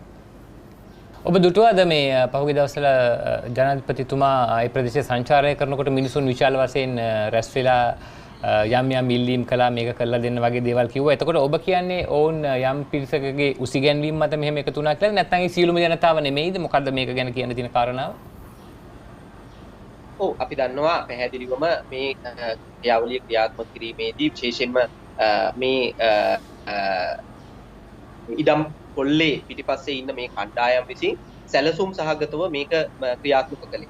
විවිධ කලාප වලින් ජනතාව ගෙනියලා දෙනියාය ප්‍රදේශයේ සිටත් මේ ජනතාව බස් මගින් මේ ප්‍රදේශයට ගෙනියලා තමයි මේ ආකාරයෙන් ක්‍රියාත්මක වුනේ. අපි දන්නවා එච්චර ඔය කියන ප්‍රමාණයේ විශාල ජනතාවක් ඔය කලාපේ ජීවත් වෙන්නේ නැහැ. ඉතින් ඒ හින්දා පැහැදිලිවම ඊටාම සැලසුම් සහගතව ක්‍රියාත්මක කරපු දෙයක්. නමුත් අපි විශ්වාස කරනවා මෙහෙම දෙයක්. ජනතාවගේ ගමන් අවශ්‍යතාවය එහෙම නැත්නම් මාර්ග අවශ්‍යතාවය අපුරාලීම කියන එක අවශ්‍යතාවයක් විදිහට ජනාධිපතිවරයෙකුට දැනෙන්න පුළුවන්. මොකද හේතුව තමයි ජනතාව මුළු රටේම ජනතාවගේ ජනාධිපති වෙන්නේ. ඒක පරිසරවේදීන්ගේ ජනාධිපති කෙනෙක් හෝ එහෙම නැත්නම් පරිසරවේදීන්ගේ පරිබාහිර අනිත් ත්‍රිවිධ පුරවැසියන්ගේ ජනාධිපති කෙනෙක් විදිහට නෙමෙයිපත් වෙන්නේ. එතකොට පරිසරවේදීන් කියන දේම අහන්න ඕනයි කියන අදහසකුත් නැහැ. ඒ හින්දා ඒ ජනතාව කියන දේට ඇහුම්කන් දීමේ කිසිම ගැටලුවක් නැහැ. අපි කියන්නේ ඒකපාර්ශ්විකව මේක කරන්න එපා. ජනතාව කියන විදිහටත් කරන්න එපා. පරිසරවේදී විදිහට අපි කියන දේ මතක් කරන්න එපා. පාර්ලිමේන්තුවෙන් සම්මත වෙච්ච අනපනක් තියෙනවා. ඒ අනපනත් වලට අනුව මේක ක්‍රියාත්මක කරන්න. එතකොට ඒ අනපනත් වලට අනුව ක්‍රියාත්මක කරනකොට කොයිම වෙලාවකවත් ඒ ජනතාවගේ පැතිකඩ අරගෙන හෝ එහෙම නැත්නම් පරිසරවේදීන්ගේ පැතිකඩ අනග ක්‍රියාත්මක කරන දෙයක් නොවනවා. දැන් දැනට පේන තියෙන තත්ත්වය තමයි ජනතාවගේ අවශ්‍යතාවයක් මත හුවා දක්වලා පටු අරමුණු වෙනුවෙන් ක්‍රියාත්මක වෙන දේශපාලන කණ්ඩායම් සහ ව්‍යාපාරික කණ්ඩායම්ගේ අවශ්‍යතාවය ඉටු කිරීම සඳහා තමයි මේ ජනතාවත් භාවිතා කරගෙන මේ ක්‍රියාවලිය ක්‍රියාත්මක වෙන්නේ. ඒකට මේ ප්‍රදේශයේ ජනතාවගෙන් පරිබාහිර ප්‍රදේශවල ජනතාව පවා ගෙනල්ලා ජනාධිපතිතුමන්ට කණ්ඩු ඉදිරිපත් කිරීම තමයි මෙතෙදි සිද්ධ වුනේ. ඒක ඊටාම හොඳට අපිට පේන්න ගියා. ඊටාම සැලසුම් සහගතව සකස් කරපු මේ චිත්‍රපටියක් ආකාරයට තමයි අපිට ඒක දකින්න ලැබෙන්නේ. සමහර අවස්ථාවලදී අපි දන්නවා සමහර පුද්ගලයෝ තමන්ගේ අදහස් ඉදිරිපත් කිරීම එක තැනකදී කරනවා, හරි වෙන්නේ නැති වෙනකොට තව තැනකට ගිහිල්ලා කරනවා. ඉතින් මේ වගේ දේවල් විවිධාකාරයෙන් අරගෙන තමයි මාධ්‍යවල ප්‍රචාරයට ලක් කළේ. ඉතින් මේවෙන් හොඳට පේනවා ඊටාම සැලසුම් සහගතව සකස් කරපු ක්‍රියාවලියක් ක්‍රියාත්මක වුණේ. අපි ඒ හින්දා විශේෂයෙන්ම අවධානයට ලක් කරනවා ඔය සියලුම තත්ත්වයන් මැඩපවත්වලා ඇයි ජනාධිපතිතුමන්ට බැරි මේ සඳහා වෙනම කමිටුවක් පත් කරන්න. විශේෂයෙන්ම මේකට අදාළ සියලුම රාජ්‍ය ආයතනවල මැදිහත් වීම මත කමිටුවක් පත් කරන්න. මොකද දැනට මේ කරුණු ඇසීම සිද්ධ කරන්නේ ජනතාවගෙන් සහ යුද හමුදාවේ නිලධාරීන්ගෙන් විතරයි ජනාධිපතිතුමන් කරුණු මේ අසීම සිද්ධ කරන්නේ. ඒකත් අපි දැක්කා විශේෂයෙන්ම යුද හමුදාවේ නිලධාරීන් විසින් කරුණු ඉදිරිපත් කරනවා ජනාධිපතිතුමන්ට මේ පාර්ගය සංවර්ධනේ, ඊළඟට ජනතාව විසින් ඉදිරිපත් කරනවා කරුණු. එතකොට මේ දෙක මත කොහොමද රටේ සුවිශේෂී පරිසර පද්ධතියක එහෙම නැත්නම් සුවිශේෂී සංවර්ධන ක්‍රියාවලියක තීන්දුව తీරන ගන්න. මේ තීන්දුව తీරන ගැනීමේදී තව පාර්ශව කරුවන් විශාල ප්‍රමාණයක් ඉන්නවා. රාජ්‍ය නිලධාරීන් විශාල යාන්ත්‍රණයක් විශාල පිරිසක් ඉන්නවා. මේ සියලුම දේනාගෙන් සැදුරුලත් කමිටුවක් පත් කරලා නිවැරදි පරිදි මේ බලපෑම් වලින් තොරව මේ ජනතාව උසිගැන්වීම් වලින් තොරව ඊට අමතරව යුද හමුදාවේ බලය පාවිච්චි කළා මේ ප්‍රදේශයට පරිබාහිර ජනතාවට ඇතුල් වෙන්න තියෙන අවස්ථාව මගහැරලීමේ තියෙන ක්‍රියාවලියෙන් තොරව අපක්ෂපාතීව මේ පිළිබඳව වාර්තාවක් ඇඳවලා නිවැරදි පරිදි ක්‍රියාත්මක වෙන්න. මොකද එහෙම ක්‍රියාවලියක් තුළින් අපිට පුළුවන් මේ විනිවිදභාවය පිළිබඳව නිවැරදි මේ තක්සේරුවකට එන්න. මේක විනිවිදභාවයෙන් යුතුව ක්‍රියාත්මක වෙන එකක්ද නැද්ද කියන එක තේරුම් අරගන්න. යථාර්ථවාදීව මේක ක්‍රියාත්මක කරන්න ඕන නම් ජනතාවට සැබෑ ලෙස මාර්ග පහසුකම් ලබා දෙන්න අවශ්‍ය නම් මේ ආකාරයෙන් යුද හමුදාව පාවිච්චි කරලා ඒ ප්‍රදේශයට කිසිම කෙනෙකුට පිවිසෙන්න තියෙන අවස්ථාව මාධ්‍යවේදීන්ට පිවිසෙන්න අවස්ථාව අහිමි කරලා ඒක ක්‍රියාත්මක කරා. පෞද්ගලික දවස්වල අපි දැක්කා කිසිම විදියකින් මාධ්‍යවේදීෙකුටවත් කැමරාවක් අරගත්ත පුද්ගලයෙකුටවත් මේ ප්‍රදේශයට පිවිසෙන්න දෙන්නේ නැති තත්වයක් පරිවර්තනය කරලා තිබ්බා. ඉතින් එවන් තත්වයකින් අපි දැක්කා මේ මාර්ගයේ කිසිම ඡායාරූපයක් පළ කරන්න කිසිම මාධ්‍යවේදීෙකුට අවස්ථාව දීලා තිබුණේ නැහැ. මොකද මාර්ගය ඉදි කරලා තිබ්බ, කැණීම් කටයුතු සිදු කරලා තිබ්බ, වනාන්තර වලට හානි කරලා තිබ්බ කිසිදු ප්‍රදේශයක ඡායාරූප ඉදිරිපත් කරන්න අවස්ථාව දීලා තිබුණේ. ඉතින් ඒකෙන් කොහොමද විනිවිදභාවයක් වෙන්නේ? ඒ හින්දා අපි පැහැදිලිවම කියන්නේ මේක නිවැරදි විනිවිදභාවයකින් යුතුව ක්‍රියාත්මක කරන්න, රටේ තියෙන නීති පද්ධතියට එක්කව ක්‍රියාත්මක කරන්න, පරිසරවේදීන් කියන විදිහට හෝ එහෙම නැත්නම් මේ ප්‍රදේශයේ ජනතාව කියන විදිහට හෝ එහෙම නැත්නම් මේවැ පටු දේශපාලන අරමුණු වෙනුවෙන් පටු ප්‍රතිලාභ වෙනුවෙන් ක්‍රියාත්මක වෙන දේශපාලකයෝ සහ ව්‍යාපාරික ප්‍රජාවගේ උවමනාව වෙනුවෙන් මේක ක්‍රියාත්මක කරන්න එපා. මේක මැදිහත්ව ලංකාවේ පවතින නීති රීති වලට එකඟව ක්‍රියාත්මක වෙන ව්‍යාපෘතියක් තත්ත්වයට පත් කළා ඒ ජනතාවට උපරිම ප්‍රතිලාභ ලබා දීලා සිංහරාජයේ රැකවරණයක් තහවුරු කරන්න කියන එක තමයි අපි විශේෂයෙන් අවධානයට ලක් කරන්නේ. සජ සමහරට මෙහෙම වුණා වෙන්න බැයිද? සමහරට අපි දන්නවා සාමාන්‍යයෙන් ජනාධිපතිතුමා පරිසරයට යම් සංවේදීතාවයක් දක්වන කෙනෙක් බව ඔහුගේ ක්‍රියාවලින් අපිට පේන්නට තියෙනවා. සමහර විට දැන් ඒ තනතුරටපත් වුණාම ඔවුන් ඔහුව වට කර ගන්නවා යම් කිසි පිරිසක්. ඉතිහාසයේ හැමදාම ජනාධිපතිවරුන්ට අගමැතිවරුන්ට වෙච්ච දේ තමයි වටේ කණ්ඩායමක් එකතු වෙනවා. ජනාධිපතිවරයා ඇඬුවා වෙන්න බැයිද මේ මොකද ඔබ කියන විදිහට ඒ ගම්වල ඉන්නේ බොහොම සුළු පිරිසක් නම් අතිවිශාල පිරිසක් අපි දකිනවා මේ මාධ්‍යමවල මමත් ඒත් කල්පනා කරලා මමත් අහලා තියෙන සුළු පිරිසක් ඉන්නේ මෙච්චර ගොඩක් කොහෙන්ද මේ ලංකාගම කියලා. ඇඬුවා වෙන්න බැයිද? ඇත්තටම පැහැදිලිවම නාරද මේක තමයි තියෙන තත්ත්වය. මම ඒකයි කිව්වේ මුලින්ම ඔබ මගේ මූලිකව ප්‍රශ්න විමසනකොට මේ ප්‍රදේශයේ අපි සංචාරය කරලා තියෙන්නේ මේ අදයියක නෙමෙයි. මම හිතන්නේ මගේ අවබෝධය සිංහරාජයේ විශේෂයෙන්ම මේ කලාපයේ විශේෂයෙන්ම ලංකාගම ගම්මානීය ආශ්‍රිත කලාපයේ ගත්තාම ඔය ප්‍රදේශයේ මම මුලින්ම සංචාරය කළේ 1999 අවුරුද්දේ තමයි පළවෙනියෙන්ම ලංකාගමට ගියේ. එතකොට ඊටාම දුෂ්කර මාර්ගයක් තිබුණේ. දැන් අද වන විට කියලා කියන්නේ මීට ප්‍රථම කාලයේ වෙන විට තරමක් දුරකට ඒක සංවර්ධනය වෙලා තිබුණා. නමුත් අපි මුල් කාලේ 1999 මේ ප්‍රදේශයට යනකොට ඊටාම දුෂ්කර මාර්ගයක් තිබුණා. ඉතින් ඒ අවස්ථාවේ සිට අද දක්වාම තොරතුරු අපි සතුව තියෙනවා. ඉතින් ඒ ගම්මානවල ස්වභාවය පිළිබඳව සාමාන්‍ය ඔය ලංකාගම කියන ප්‍රදේශයේ මේ කී දෙනෙක් විතර ජීවත් වෙනවද? පවුල් කීයක්ද? මිනිසුන් කී දෙනෙක් ජනගහනය කොච්චරක් විතර ඉන්නවද? උපරිම ප්‍රමාණය විදිහට ඒක ළඟ ගෙවලුත් නෙමෙයි තියෙන්නේ. තරමක් දුරින් ගෙවල් පිහිටලා තියෙන්නේ. තැනින් තැන සමහර තැන්වල එක ළඟ ගම්මා මේ ගෙවල් පිහිටලා තියෙනවා. බොහෝ තැන්වල තරමක් දුරින් ගෙවල් පිහිටලා තියෙනවා. ඉතින් ඒ විදිහට ගත්තාම ඒ කලාපයේම මේ ප්‍රදේශයේම ගත්තාම සාමාන්‍යයෙන් පවුල් 150 200 අතර වගේ ප්‍රමාණයක් ජීවත් වෙනවා අපේ තියෙන මේ අවබෝධය හැටියට. ඒක සංගණනයක් විදිහට නෙමේ අපිට ඒ කියන්නේ තියෙන අවබෝධය හැටියට තමයි මේ මට්ටම තියෙන්නේ. හොඳයි. ඉතින් ඒ අතරේ ඔහොම සිද්ධ වෙනකොට රැම්සා තෙත්බිම් වෙනසීම තව පැත්තකින් සිද්ධ වෙනවා. මේ පිළිබඳවත් යම් කිසි ආකාරයකින් කටයුතු කරන්නට බලාපොරොත්තු වෙනවද සජීව ඔබ ඇතුළු කණ්ඩායම? ඔව් මේ වන විට අපි දන්නවා විශේෂයෙන්ම ආනවිලුන්දාව කියලා කියන්නේ ලංකාවේ තියෙන තෙත්බිම් ගැන කතා කරන සිංහරාජය ගැන කතා කරනකොට වගේම තෙත්බිම් ගැන කතා කරනකොට සුවිශේෂී තෙත්බිමක්. මොකද අපේ රටේ ලෝකෙම පිළිගන්න රැම්සා තෙත්බිම් අද වන විට 6ක් ප්‍රකාශයට පත් කරලා තියෙනවා. නමුත් මීට ප්‍රථමයෙන් තිබ්බේ ප්‍රකාශයට පත් කළ රැම්සා තෙත්බිම් 3යි. ඒ රැම්සා තෙත්බිම් 3ක් ප්‍රකාශයට පත් කළ දීර්ඝ කාලයකට පස්සේ තමයි තවත් රැම්සා තෙත්බිම් 3ක් මේ ජාත්‍යන්තර රැම්සා තෙත්බිම් ප්‍රඥප්තියට අනුව සම්මුතියට අනුව ජාත්‍යන්තර රැම්සා තෙත්බිම් විදියට නාමකරණයට ලක් කරේ. අපි දන්නවා මුලින්ම ප්‍රකාශයට පත් කරලා තිබ්බේ බුන්දල ජාතික වනෝද්‍යානයේ පළවෙනිම රැම්සා තෙත්බිම් විදියට, දෙවෙනි රැම්සා තෙත්බිම විදියට මාදුගඟ, ඊට පස්සේ තුන්වෙනි රැම්සා තෙත්බිම විදියට තමයි ආනවිලුන්දාව අබේ භූමිය ප්‍රකාශයට පත් කරලා තිබ්බේ. ආනවිලුන්දාව අබේ භූමිය කියලා කියන්නේ සුවිශේෂී අබේ භූමියක්. මොකද හේතුව තමයි ඒකේ මිරිදිය සහ කරදිය කියන පරිසර පද්ධති දෙකම ජලජ පරිසර පද්ධති දෙකම දකින්න ලැබෙනවා. එක පැත්තකින් වැව් පහකින් සමන්විත වෙච්ච මහා වැව් පහකින් සමන්විත වෙච්ච මිරිදිය තෙත්බිම් පද්ධතියක්. ඊට අමතරව වෙරළබඩ කලාපයට ආසන්නයේ ලවණ වගුරු සහ කඩොලාන පරිසර පද්ධති වලින් සමන්විත ලවණ ආශ්‍රිත තෙත්බිම් පද්ධතියක්.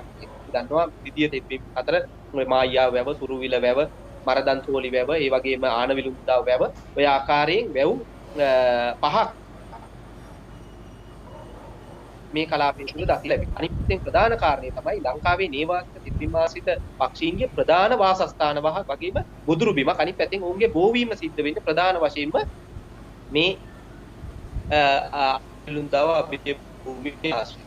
ඒ විතරක් නෙමෙයි ලංකාවට සංක්‍රමණය වන තෙත්බිම් පක්ෂීන් විශේෂ දුර්බිමක් විදියට පාවිච්චි කරනවා ආනවිලුන්දාව තෙත්බිම් පද්ධතිය. ඉතින් මේ වගේ ගත්තාම ආනවිලුන්දාව කියලා කියන්නේ සුවිශේෂී තෙත්බිමක්. ඒ විතරක් නෙමේ සාගරයේ නොගැඹුරු මුහුදු තීරයේ ජීවත් වෙන මත්ස්‍ය විශේෂ, ඉස්සන් විශේෂ සහ කකුළුවන් විශේෂ, ඒ වගේම කලපු ආශ්‍රිතව ජීවත් වෙන ඉස්සෝ කකුළුව සහ මත්ස්‍ය විශේෂවල ප්‍රධාන භූවීමේ ප්‍රදේශයක් විදියටත් මේ ආනවිලුන්දාව ආශ්‍රිතව පිටලා තියෙන ලවණ වගුරු බිම් සහ කඩොලාන පරිසර පද්ධතිය ප්‍රදේශ ක්‍රියාත්මක වෙනවා. ඉතින් ඒ වගේ ගත්තාම මේ ආනවිලුන්දාව අබේ භූමිය කියලා කියන්නේ රැම්සා තෙත්බිම් පද්ධතිය කියලා කියන්නේ නිකන් තෙත්බිමක් නෙමේ සුවිශේෂී තෙත්බිමක්. ඒ කියන්නේ ඒව ජාත්‍යන්තරව පිළිගත්ත ලංකාවේ තියෙන මේ තෙත්බිම් වල වටිනාකම හුවා දක්වන්න පුළුවන් ප්‍රධාන මර්මස්ථානයක් විදියට තමයි හඳුන්වන්න පුළුවන්.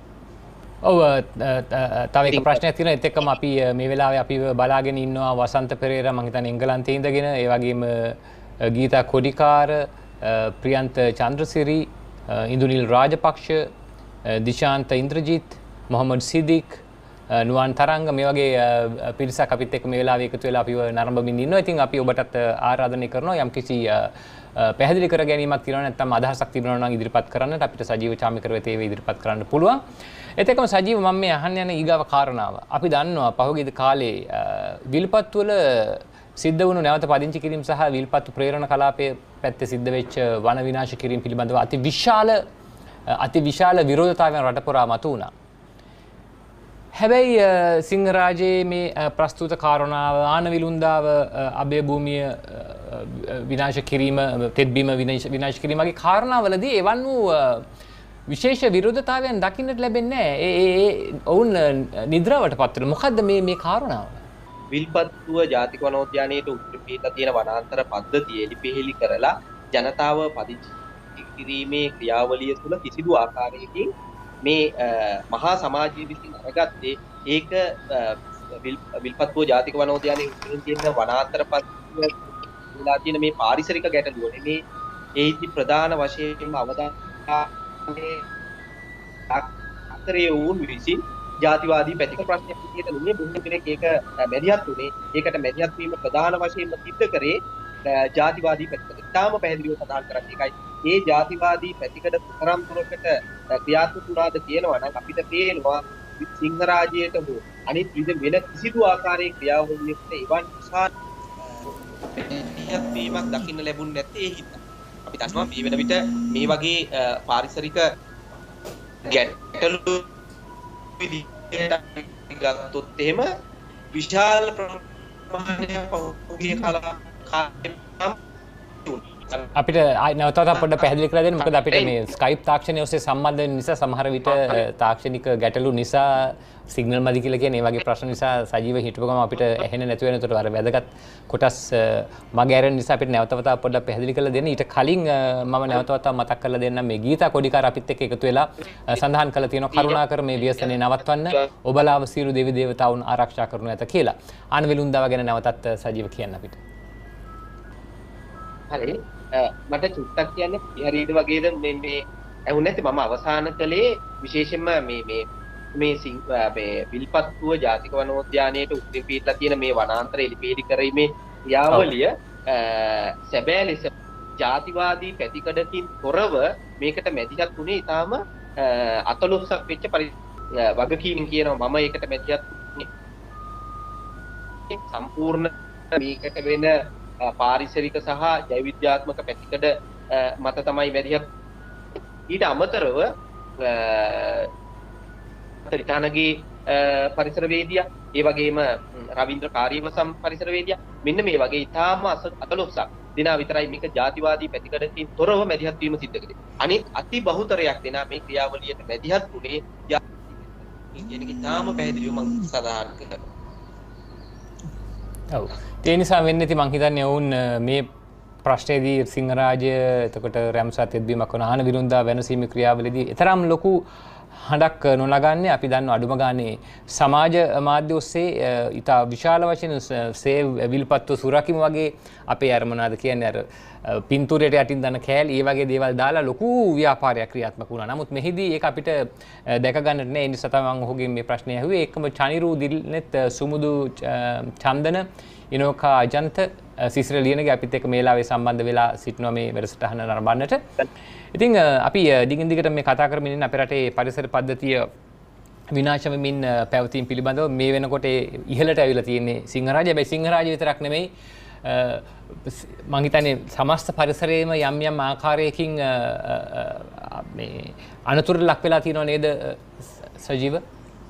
ඔව් මම හිතන්නේ මේ වන විට ලංකාවේ වනාන්තර පරිසර පද්ධති ඇතුළුව සියලුම පරිසර පද්ධති සාගරික පරිසර පද්ධති ඒ වගේම ගොඩබිම් ප්‍රදේශයේ තියෙන පරිසර පද්ධති දැවැන්ත අනතුරකට මුහුණ දීලා තියෙනවා. ඒ දැවැන්ත අනතුරු කියන මම මේ වචනයෙන් මේ දැවැන්ත කියන්න හේතුව තමයි අපි දන්නවා මේ වන විට ප්‍රතිපත්තිමය වශයෙන් සැලසුම් ගණනාවක් ඇදිලා තියෙනවා අපේ ස්වභාවික පද්ධතීන් ආයනයට ලක් කරලා. අපි දන්නවා ජාතික භෞතික සැලැස්ම. ඒ ජාතික භෞතික සැලැස්ම පළවෙනිම මේ සැලසුම තිබුණා 2011 2030 ජාතික භෞතික සැලැස්ම විදියට පහුගිය රජය විසින් ඒක 2018 2050 ජාතික භෞතික සැලැස්ම විදියට සකස් කළා. ඒ අනුව විශාල සංවර්ධන ක්‍රියාවලියකට ගෙන යාම සඳහා සැලසුම් වෙලා තිබුණා. ඉතින් මේ ක්‍රියාවලිය තුළදී අපේ රටේ තියෙන ස්වභාවික වනාන්තර අනිත් දෙත්වීම් ඇතුළුව පරිසර පද්ධති විශාල ප්‍රමාණයක් ආයනය කිරීමට ආයනයට ලක් කිරීමට දෙකඩ කිරීමට විනාශ කිරීමට සැලසුම් වෙලා තියෙනවා. අපි දන්නවා මේ වන විට පමණක් මේ කාලවකවානුවේදී පමණක් ඉදිරි කාලවකවානුවේදී පමණක් විශාල වනාන්තර ප්‍රමාණයක් අනතුරකට ලක් වෙලා තියෙනවා. එක පැත්තකින් අපි දන්නවා මාගම්පුර වරාය බදු දෙනකොට චීන සමාගම් වලට තවත් අක්කර 15000ක් ලබා දෙන්න සැලසුම් කරනවා. දැන් ඒ තවත් ඒ කියන්නේ හම්බන්තොට ප්‍රදේශයෙන් තව අනන්තර අක්කර 15000ක් මේ වන විට එලි කිරීමට සූදානම් වෙලා. ඊට අමතරව අපි දන්නවා විශේෂයෙන්ම බිබිල මේ ආශ්‍රිත ප්‍රදේශවල අක්කර 62500ක් උපවගා කිරීම සඳහා ලබා දෙන්න සැලසුම් කළා. ඊට අමතරව පැල්වත්ත ප්‍රදේශයේ තව අක්කර 7000ක් පමණ වනාන්තර අක්කර උපවගා කිරීම ලබා දෙන්න සැලසුම් කළා. ඒ වගේම මහවැලි එල් කලාපයේ විදියට සංවර්ධනය කරන්න විශේෂයෙන්ම පදවිය වනරක්ෂිතයේ පමණක් අක්කර 31000ක් සම්පූර්ණයෙන්ම රක්ෂිතභාවයෙන් ඉවත් කරලා ඒ වනාන්තර අක්කර 31000ම සංවර්ධන කටයුතු වලට පාවිච්චි කරන්න මේ වන විට සැලසුම් කරලා තියෙනවා. ඉතින් මේ විදිහට ගත්තාම අපිට මේ වගේ තව පියවරෙන් පියවර සඳහන් කරගෙන යන්න පුළුවන්. මේ විදිහට ගත්තාම අපේ රටේ වනාන්තර ටික විශාල වශයෙන් හායනයට ලක්වන ව්‍යාපෘති මේ වන විට ගණනාවක් ක්‍රියාත්මක වෙනවා. ඒ විතරක් නෙමේ තෙත් කලාපයේ වනාන්තර මහා පරිමාණයෙන්ම විනාශ කරන ව්‍යාපෘතියක් තමයි ඉදිරියට එන්න තියෙන්නේ ගින් නිල්වලාගඟ ව්‍යාපෘතිය. ගින් නිල්වලාගඟ ව්‍යාපෘතිය ක්‍රියාත්මක වුණොත් එහෙම ගින් නිල්වලාගඟ හැරවුම් ව්‍යාපෘතිය ක්‍රියාත්මක වුණොත් එහෙම හම්බන්තොටට වතුර ගෙන යාම සඳහා තව විශේෂයෙන්ම තෙත් කලාපයේ විශාල වනාන්තර ප්‍රමාණයක් අපේ රටට අහිමි වෙන්න නියමිතයි. මොකද හේතුව තමයි අද වන විට මුළු ලංකාවෙම තෙත් වනාන්තර ඉතුරු වෙලා තියෙන 2.4යි.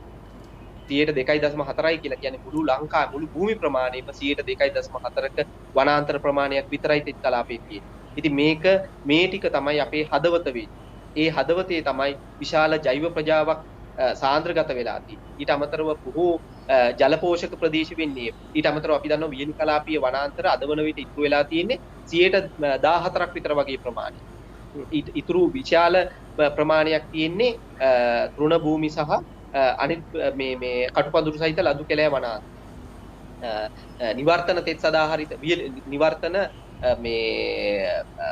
වියලි මිශ්‍ර සදාහරිත වනාන්තර ඉතුරු වෙලා තියෙන 14ක් වගේ ප්‍රමාණයක්. ඒ 14ක් විතර වනාන්තර ටිකේ තමයි අලියතුන් ඇතුළු විශාල ජෛව ප්‍රජාවක් ජීවත් වෙන්නේ. ඊට අමතරව ඒවා තමයි ප්‍රධාන වශයෙන්ම වියලි කලාපයේ හරහා ගලා යන බොහෝ ගංගාවල ජල පෝෂක ප්‍රදේශ වෙන්නේ. වැව්වල ජලාශවල ජල පෝෂක ප්‍රදේශ වෙන්නේ. ඉතින් මේ ටික අපි විනාශ කරලා දැම්මොත් එහෙම අපේ ජන ජීවිතය කොහොමද ගොඩනගා ගන්නේ?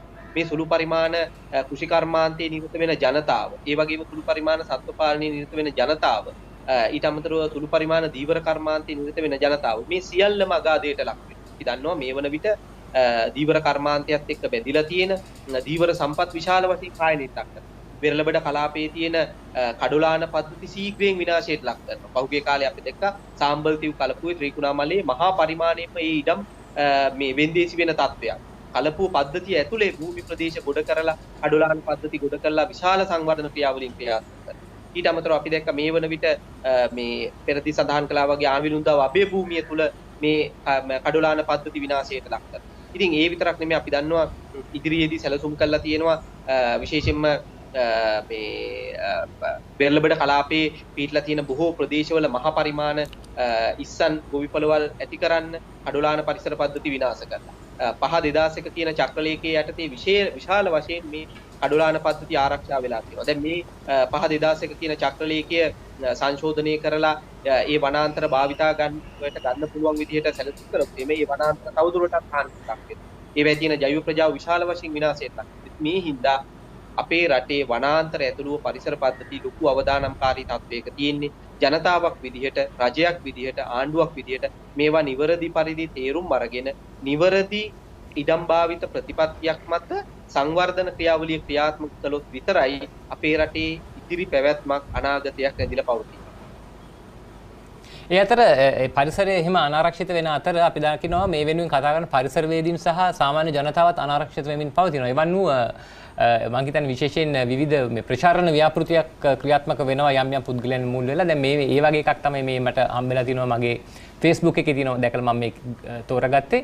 නෙළුව ලංකාගම පාර හදන්නට කලින් එක්තරා නාලිකාවක නමක් කියලා බඩදරු අම්මලා එල්ලන් යන ෆොටෝ වැල් පාලම් වලින් ළමයි ඉස්කෝලේ යන ෆොටෝ දාලා වසර 72ක ඉතිහාසයට බනිනවා.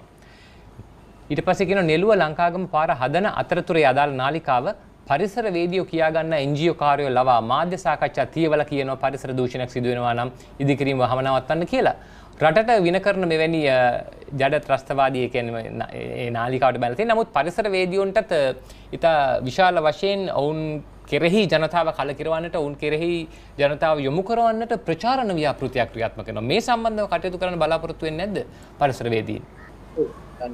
විශේෂයෙන්ම පරිසර වේදීන් අපිට හැකියාව තියෙන්නේ අපි දකින තත්වය අනාගතය පිළිබඳ අපි දකින තත්වය අපි ඉගෙනගත්ත අවසර ගණනාවක් තුළ තියෙන අත්දැකීම් ඔස්සේ විශ්ලේෂණය කරලා දෙන එක මේ සමාජය. මොකද අපි මේවා විශ්ලේෂණය කරන්නේ මේ අද ඊයක ලබාගත් තොරතුරු එහෙම නැත්නම් ඊටාම සුළු தත්ත්වයන් මත කරන ක්‍රියාවලින් නෙමෙයි. දැන් මම බොහෝ දේවල් අනාවරණය කරනකොට ඒවා විග්‍රහ කරනකොට වසර 24ක මගේ දැනුම පාවිච්චි කරනවා. විශේෂයෙන්ම මේ පරිසර සංරක්ෂණය සම්බන්ධයෙන් ඉගෙනගත්ත දැනුම පාවිච්චි කරනවා. ඒවා විශ්වවිද්‍යාල අධ්‍යාපනයේ හරහා ලබාගත් දැනුම, පර්යේෂණ වලින් ලබාගත් දැනුම, ඒ වගේම විදේශීය පුහුණු පාඨමාලා වලින් ලබාගත් දැනුම, මේ සියලුම දේවල් එකට එකතු කරලා තමයි අපි මේ පිළිබඳව අනාවරණය කිරීම සිද්ධ කරන්නේ. ඉතින් එතකොට ඒ වගේ අනාවරණය කිරීම පටු දේශපාලන අරමුණු වෙනුවෙන් ලඝු කරන්න, ඒ හරහා අපිව බිඳවට්ටන්න උත්සාහ දරනවා නම් ඉඳ වැටෙන්නේ නැහැ. අපි ශක්තිමත්ව ඒවට මුහුණ දෙනවා. හැබැයි මේ ඔය කියන දකින්න හැම දෙයකම අපි ප්‍රතිචාර දක්වන්න යන්නේ නැහැ. මොකද හේතුව මම පෞද්ගලිකව දේ තමයි මේවන් ආකාරයක දේවල් දැක්කයි ඒකට ප්‍රතිචාර දක්වන්න යන්නේ නැහැ. මගේ Facebook අඩවියවත් මම මේවට ප්‍රතිචාර දක්වන්න යන්නේ නැහැ. මම ඒවා ඉතාම උපේක්ෂාවෙන් බාර ගන්නවා. ඒ විතරක් නෙමෙයි අපේ අඩුපාඩු මොනවා හරි කියනවා නම් ඒවා හදා ගන්නත් අපි උත්සාහ දරනවා. අනිත් පැත්තෙන් අපි පැහැදිලිව සඳහන් කරන දේ තමයි මේවා හරහා මේ අපිව බිඳවැටීමට දරන උත්සාහයන් හරහා බිඳවට්ටන්නේ අපේ රටේ අනාගතය. අපි පැහැදිලි කරන්නේ අපේ රටේ අනාගතය, අපේ රටේ දරු පරපුරේ අනාගතය, වර්තමාන පරපුතේ අනාගතය පටු දේශපාලන අරමුණු වෙනුවෙන් බිඳවට්ටන්න ගිහිල්ලා මේ සමස්තය බිඳවට්ටලා දාන්න එපා කියන කාරුණික ඉල්ලීමයි අපිට කරන්න තියෙන්නේ. හැබැයි අපිට ඕන් කියන තියෙන්නේ වෛරයක් හෝ එහෙම නැත්නම් ක්‍රෝධයක් වගේ දෙයක් නෙමෙයි. දැඩි කනගාටුවක්. මොකද දැඩි කනගාටුවක් කියන්නේ හේතුව තමයි තමන්ගේ දේශපාලන කැමැත්ත මත, තමන්ගේ දේශපාලන පක්ෂයේ කැමැත්ත මත අනාගතයක් අඳුරට ලක් කරන පුද්ගලයෝ නම් ඔවුන් ගැන තියෙන්නේ අපිට අනුකම්පාවක් මිසක් ඔවුන්ට කරුණු ඉදිරිපත් කරලා අඩුම තරමේ මේ දේවල් බලලා ඔවුන් නිවැරදි මාවගටකට යොමු වෙයි කියන විශ්වාසය අපි ළඟ තියෙනවා. එහෙම නැත්නම් අත්දැකීම් ඔස්සේ තව අවුරුදු කීපයකින් ලැබෙන මේ වහරහා ලැබෙන අත්දැකීම් ඔස්සේ හෝ ඔවුන් නිසි මඟකට යොමු වෙයි කියන බලාපොරොත්තු අපි ළඟ තියෙනවා. අපේ බලපෑම් ක්‍රියාවලිය, අපේ සංරක්ෂණ ක්‍රියාවලිය වෙනුවෙන් අපි දක්වන දායකත්වය ඔය කිසිම දෙයකින් අඩාල කරන්න බෑ. ඒවට අපි ශක්තිමත්ව මුහුණ දෙනවා. මොකද අපි මේවා පටු පරමාර්ථ මත ක්‍රියාත්මක කරන දේවල් නෙමේ. අපි යථාර්ථවාදීව මේවට මැදිහත්. අනිත් එක අවංකව මේවට මැදිහත් වෙන්නේ. එහෙම අවංකව මැදිහත් නොවුණා නම් අපිට වසර 22ක කාලයක් මේ පරිසර ක්ෂේත්‍රයේ මේ ආකාරයෙන් රැඳිලා ඉන්න බෑ. හොඳයි සජීව, බෙහෙවින් ස්තුතිවන්ත වෙනවා අපිව දැනුවත් කරන්නට එකතු වීම සම්බන්ධ මේ වෙලාවේ Skype තාක්ෂණය හරහා. විශේෂයෙන් සඳහන් කරන්නට ඕනේ ඊටමත් දැනුවත්භාවයක් ලබා ගන්නට අපිට හැකියාව ලැබුණා. ඉතින් අපි ඉදිරියේදීත් ඔබව සම්බන්ධ කරගන්නට බලාපොරොත්තු වෙනවා විවිධ කාරණා සම්බන්ධව, පරිසරය සම්බන්ධව සහ සිංහරාජ්‍ය අලුත්ම තත්ත්වය පිළිබඳව වෙන දේවල් අනුව. එහෙමනම් බෙහෙවින් ස්තුතිවන්ත වෙනවා ඔබට නැවතත් අපිත් එක්ක එකතු වීම පිළිබඳව. බොහොම ස්තුතියි නාරද, විශේෂයෙන්ම මේ වගේ වැඩසටහනක් සංවිධානය කිරීම. මොකද හේතුව අපි මේ ජනතාව මම හැම වෙලාවෙම දකින දේ තමයි අපේ රටේ පරිසර සාක්ෂරතාවය කියන එක ඉතාම පහළ මට්ටමක තියෙන්නේ. පරිසර සාක්ෂරතාවය මේ සමාජය තුළ ඇති කරන්න නම් මේ වගේ විවිධ වැඩසටහන් අපේ මාධ්‍ය මගින් ක්‍රියාත්මක වීම, ප්‍රචාරය වීම වැදගත්. ඒ හින්දා බොහොම ස්තුතියි ඔබටත් මෙවන් වැඩසටහනක් සැලසුම් කිරීම සහ ඉදිරිපත් කිරීම වෙනුවෙන්. හොඳයි, බොහොම ස්තුතියි සජීව. ඉතින් අර පරිසර වේදීන්ට විරුද්ධව එක පැත්තකින් ක්‍රියාත්මක වෙනකොට පරිසර වේදීන් අගය කිරීම සඳහා උපහාසාත්මකව ෂෙයා වෙන පෝස්ට් කීපයක් තියෙනවා ඔබට බලන්නට පුළුවන්. ඔය කාලකන්ණි පරිසර වේදීන් හිටියේ නැත්නම් අද අපිටම කියලා කාන්තාරයකුත් තියෙනවා. ඒ වගේ බොහොම අපූර්ව ඒ අදහසක් මරගෙන බොහොම අපූර්ව පෝස්ට් මේ ආකාරයෙන් ඉදිරිපත් කරලා තියෙනවා අපිට දකින්නට ලැබෙනවා. ඒත් එක්කම කියන්නට ඉතින් තව එකක් තියෙනවා. මිනිස්සු විල්පත්තුවට ආදරය කරේ නැහැ. බදුරුදීන්ට වෛර කරා මිසක්. ඒ නිසා තමයි සිංහ රාජ්‍යයට මිනිස්සු නිහඬ. ඉතින් තවත් එවන් වූ මේ කමෙන්ට් එකක්. ඉතින් පෝස්ට් මේ වගේ විදිහට එක විදිහට මේ තව එකක්. විල්පත්තුව කැපේ බදුරුදීන් ආන විලුන්දාව රක්ෂිතය කැපේ බැකෝ ඩ්‍රයිවර්. දැන් සිංහ රාජ්‍ය පාරක් කපමු විල්පත්තුව රැක ගනිමු. මේ උපහාසාත්මකව පරිසරය ආරක්ෂා කිරීම වෙනුවෙන් බොහෝ දෙනෙක් ඉදිරියට ඇවිල්ලා තියෙන ආකාරයත් අපිට දැක බලා ගන්නට පුළුවන්. මම දැක්ක තව තැනක තියෙනවා බැකෝ එක අන්තිමට හිරේයයි කියලා. ඒ වගේ අදහසකුත් එහෙම තිබුණා. ඉතින් ඇත්ත වශයෙන්ම විවිධ අය විවිධ අදහස් දක්වනවා. අපි දකිනවා සමාජ මාධ්‍ය ජාල ඔස්සේ අපේ හිතවතුන්, අපේ හිත මිතුරන් අපිත් එක්ක එකට ඇසුරු කරන අය සහ විවිධාකාරයෙන් අපි දන්න අයට අමතරව නොදන්න බොහෝ පිරිසකුත් මේ කාරණාව සම්බන්ධව විවිධ සාධනීය නිෂේධනාත්මක කාරණා ඉදිරිපත් කරනවා. ඉතින් හැබැයි අවසානයේ කියන්න තියෙන්නේ මේ ආණ්ඩුව බලයට පත් කරන්නට උන්ට 3/2ක බලයක් ලබා දෙන්නට අතිවිශිෂ්ට ජයග්‍රහණයක් ලබා දෙන්නට එකතු වෙච්ච පිරිසට වගකීමක් තියෙනවා. ඔවුන්ට කියන්න මේ පරිසරය ආරක්ෂා කරන්නටත් කටයුතු කරන්නයි කියලා. ඔබ තමයි මොකද ඔබ තමයි ශක්තිය ඔවුන්ගේ. ඔබ හඬ අවදි කළොත් ඔවුන් මේ කාරණාව පිළිබඳව සිතා බලාවි. මේ පරිසරය කියලා කියන අපි හැමෝගෙම දෙයක්. කවුරුත් මේ පරිසරය පිළිබඳව කතා බහ කරන්නේ, කවුරුත් මේ දේවල් පිළිබඳව හඬ නගන්නේ කායෙක්වත් තියෙන පෞද්ගලික ආරෝවකට හරි දේශපාලන න්‍යාය පත්‍රයකට හරි ඇජෙන්ඩා එකකට හරි ගේමක් ගහන්න හරි ඒ වගේ දෙයකට නෙමෙයි. හරියටම අපි මේක බැලුවොත් එහෙම විශ්ලේෂණය කරලා විග්‍රහ කරලා අපිට පේන්න තියෙනවා මේකේ ඇත්ත ප්‍රශ්නයක් තියෙනවා. ඉතින් එතකොට තිරසාර ආකාරයට සංවර්ධනයත් පරිසරයත් දෙකම කරගෙන යන්නේ කොහොමද කියන කාරණාව පිළිබඳව සලකා බලන්න මෑත ඉතිහාසයේ වැඩිම ජනප්‍රසාදය හිමි කර ගනිමින් බලයට පත් වුණු මේ ආණ්ඩුවට පුළුවන්. මොකද ජනතාව අතිවිශාල ප්‍රමාණයක් වුන් කියන දේ ජනතාව අහනවා. ඉතින් ඒ නිසා ජනතාවත් පරිසරය ආරක්ෂා කරන්නට යොමු කර ගනිමින් ඉදිරියට යන්නට ඇකි මේ ධෛර්ය ශක්තිය මේ ආණ්ඩුවට මේ ආණ්ඩුවේ ඉහළම නායකයාට ජනාධිපතිතුමාට මේ ලැබෙන්නට කියලා අපි ප්‍රාර්ථනා කරනවා සහ ඔහුට නිසි තොරතුරු ලබා ගැනීමේ ක්‍රමවේදයක්. ඔහු වටා තියෙන පෞර ඉවත් කරලා කෙලින්ම ඔහුට නිසි තොරතුරු ලබා ගැනීම ක්‍රමවේදයකුත් සකස් කරගන්නට හැකියාව ලැබෙයි කියලා අපි විශ්වාස කරනවා. මොකද අපි දන්නවා ඔහු බොහෝ අපූර්ව පිරිස ඇසුරු කරනවායි කියලා.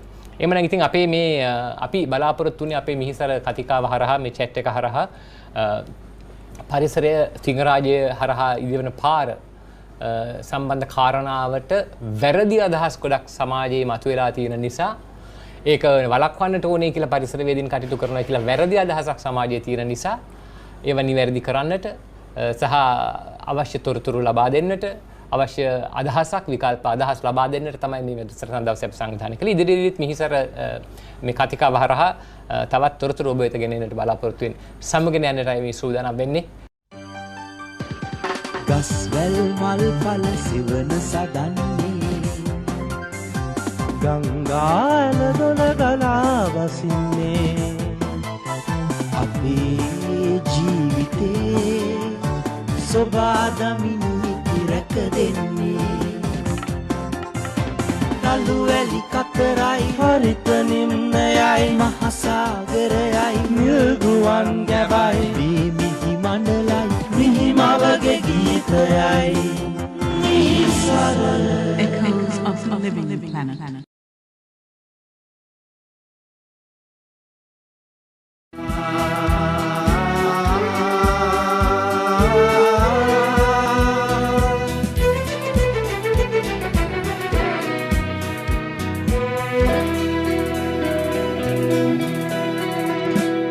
මිනිසා සුවඳයි මලසේ